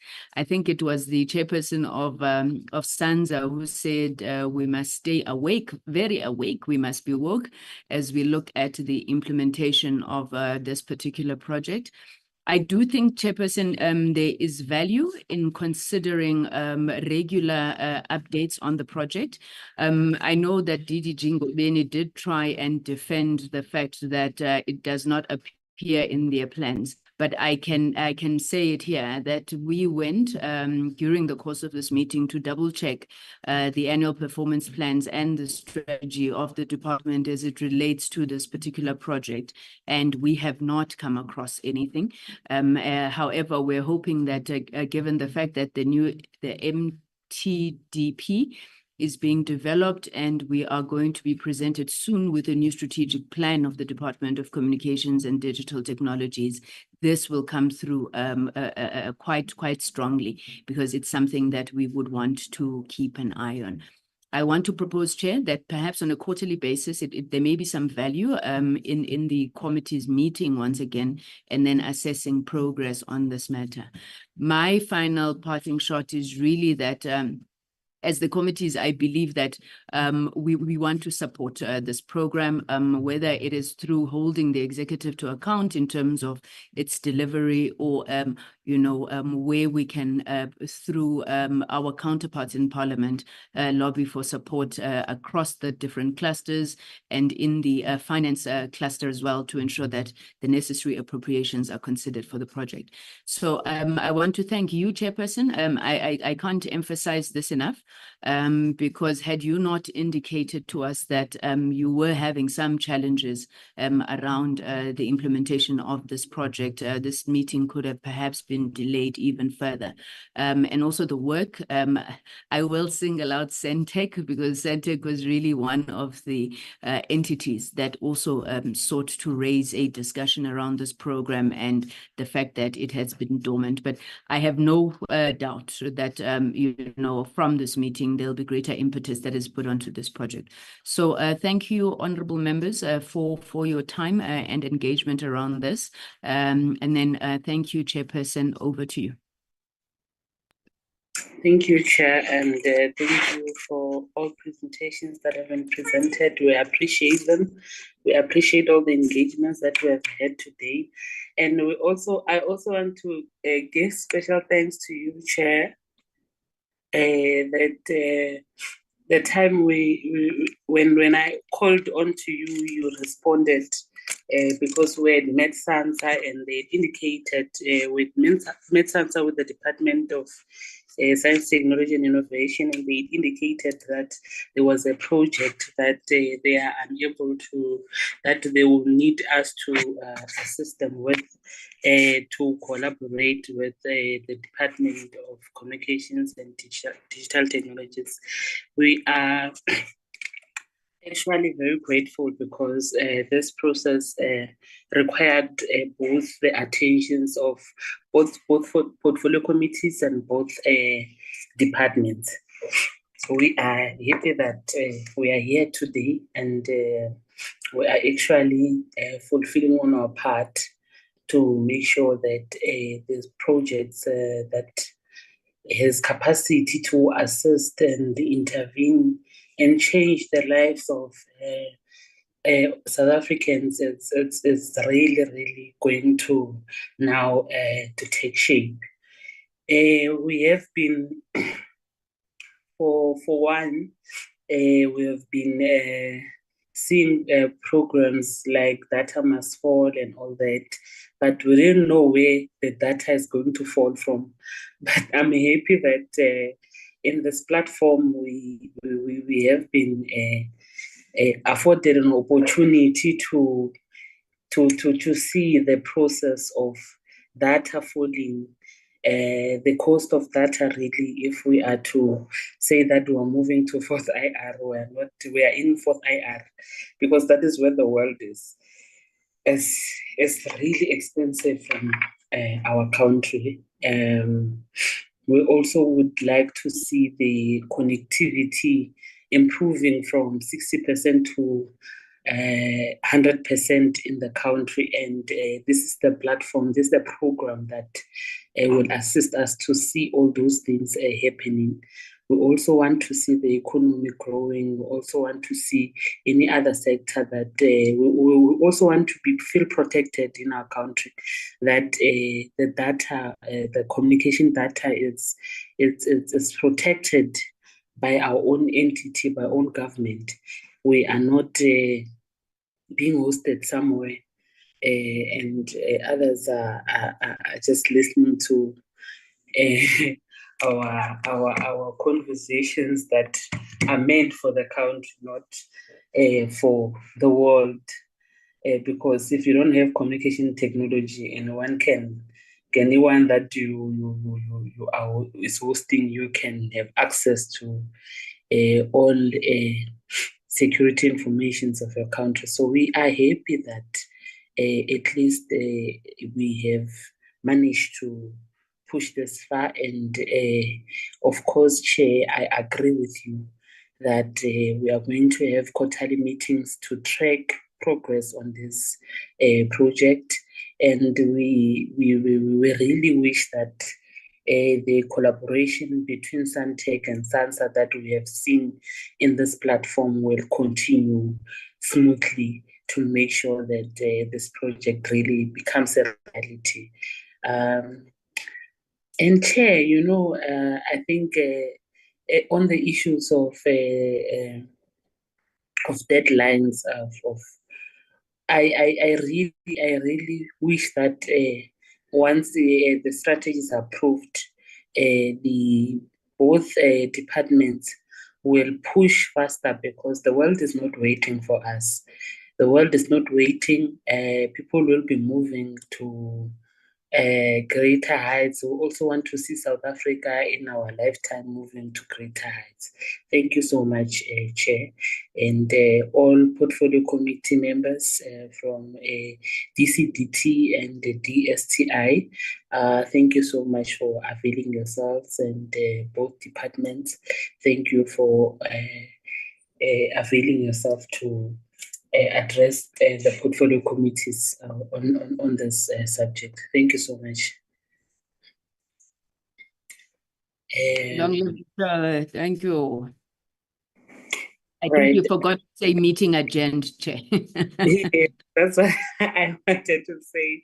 I think we can both just say the meeting is officially adjourned. Thank you so much. Thank you, members. Thank you.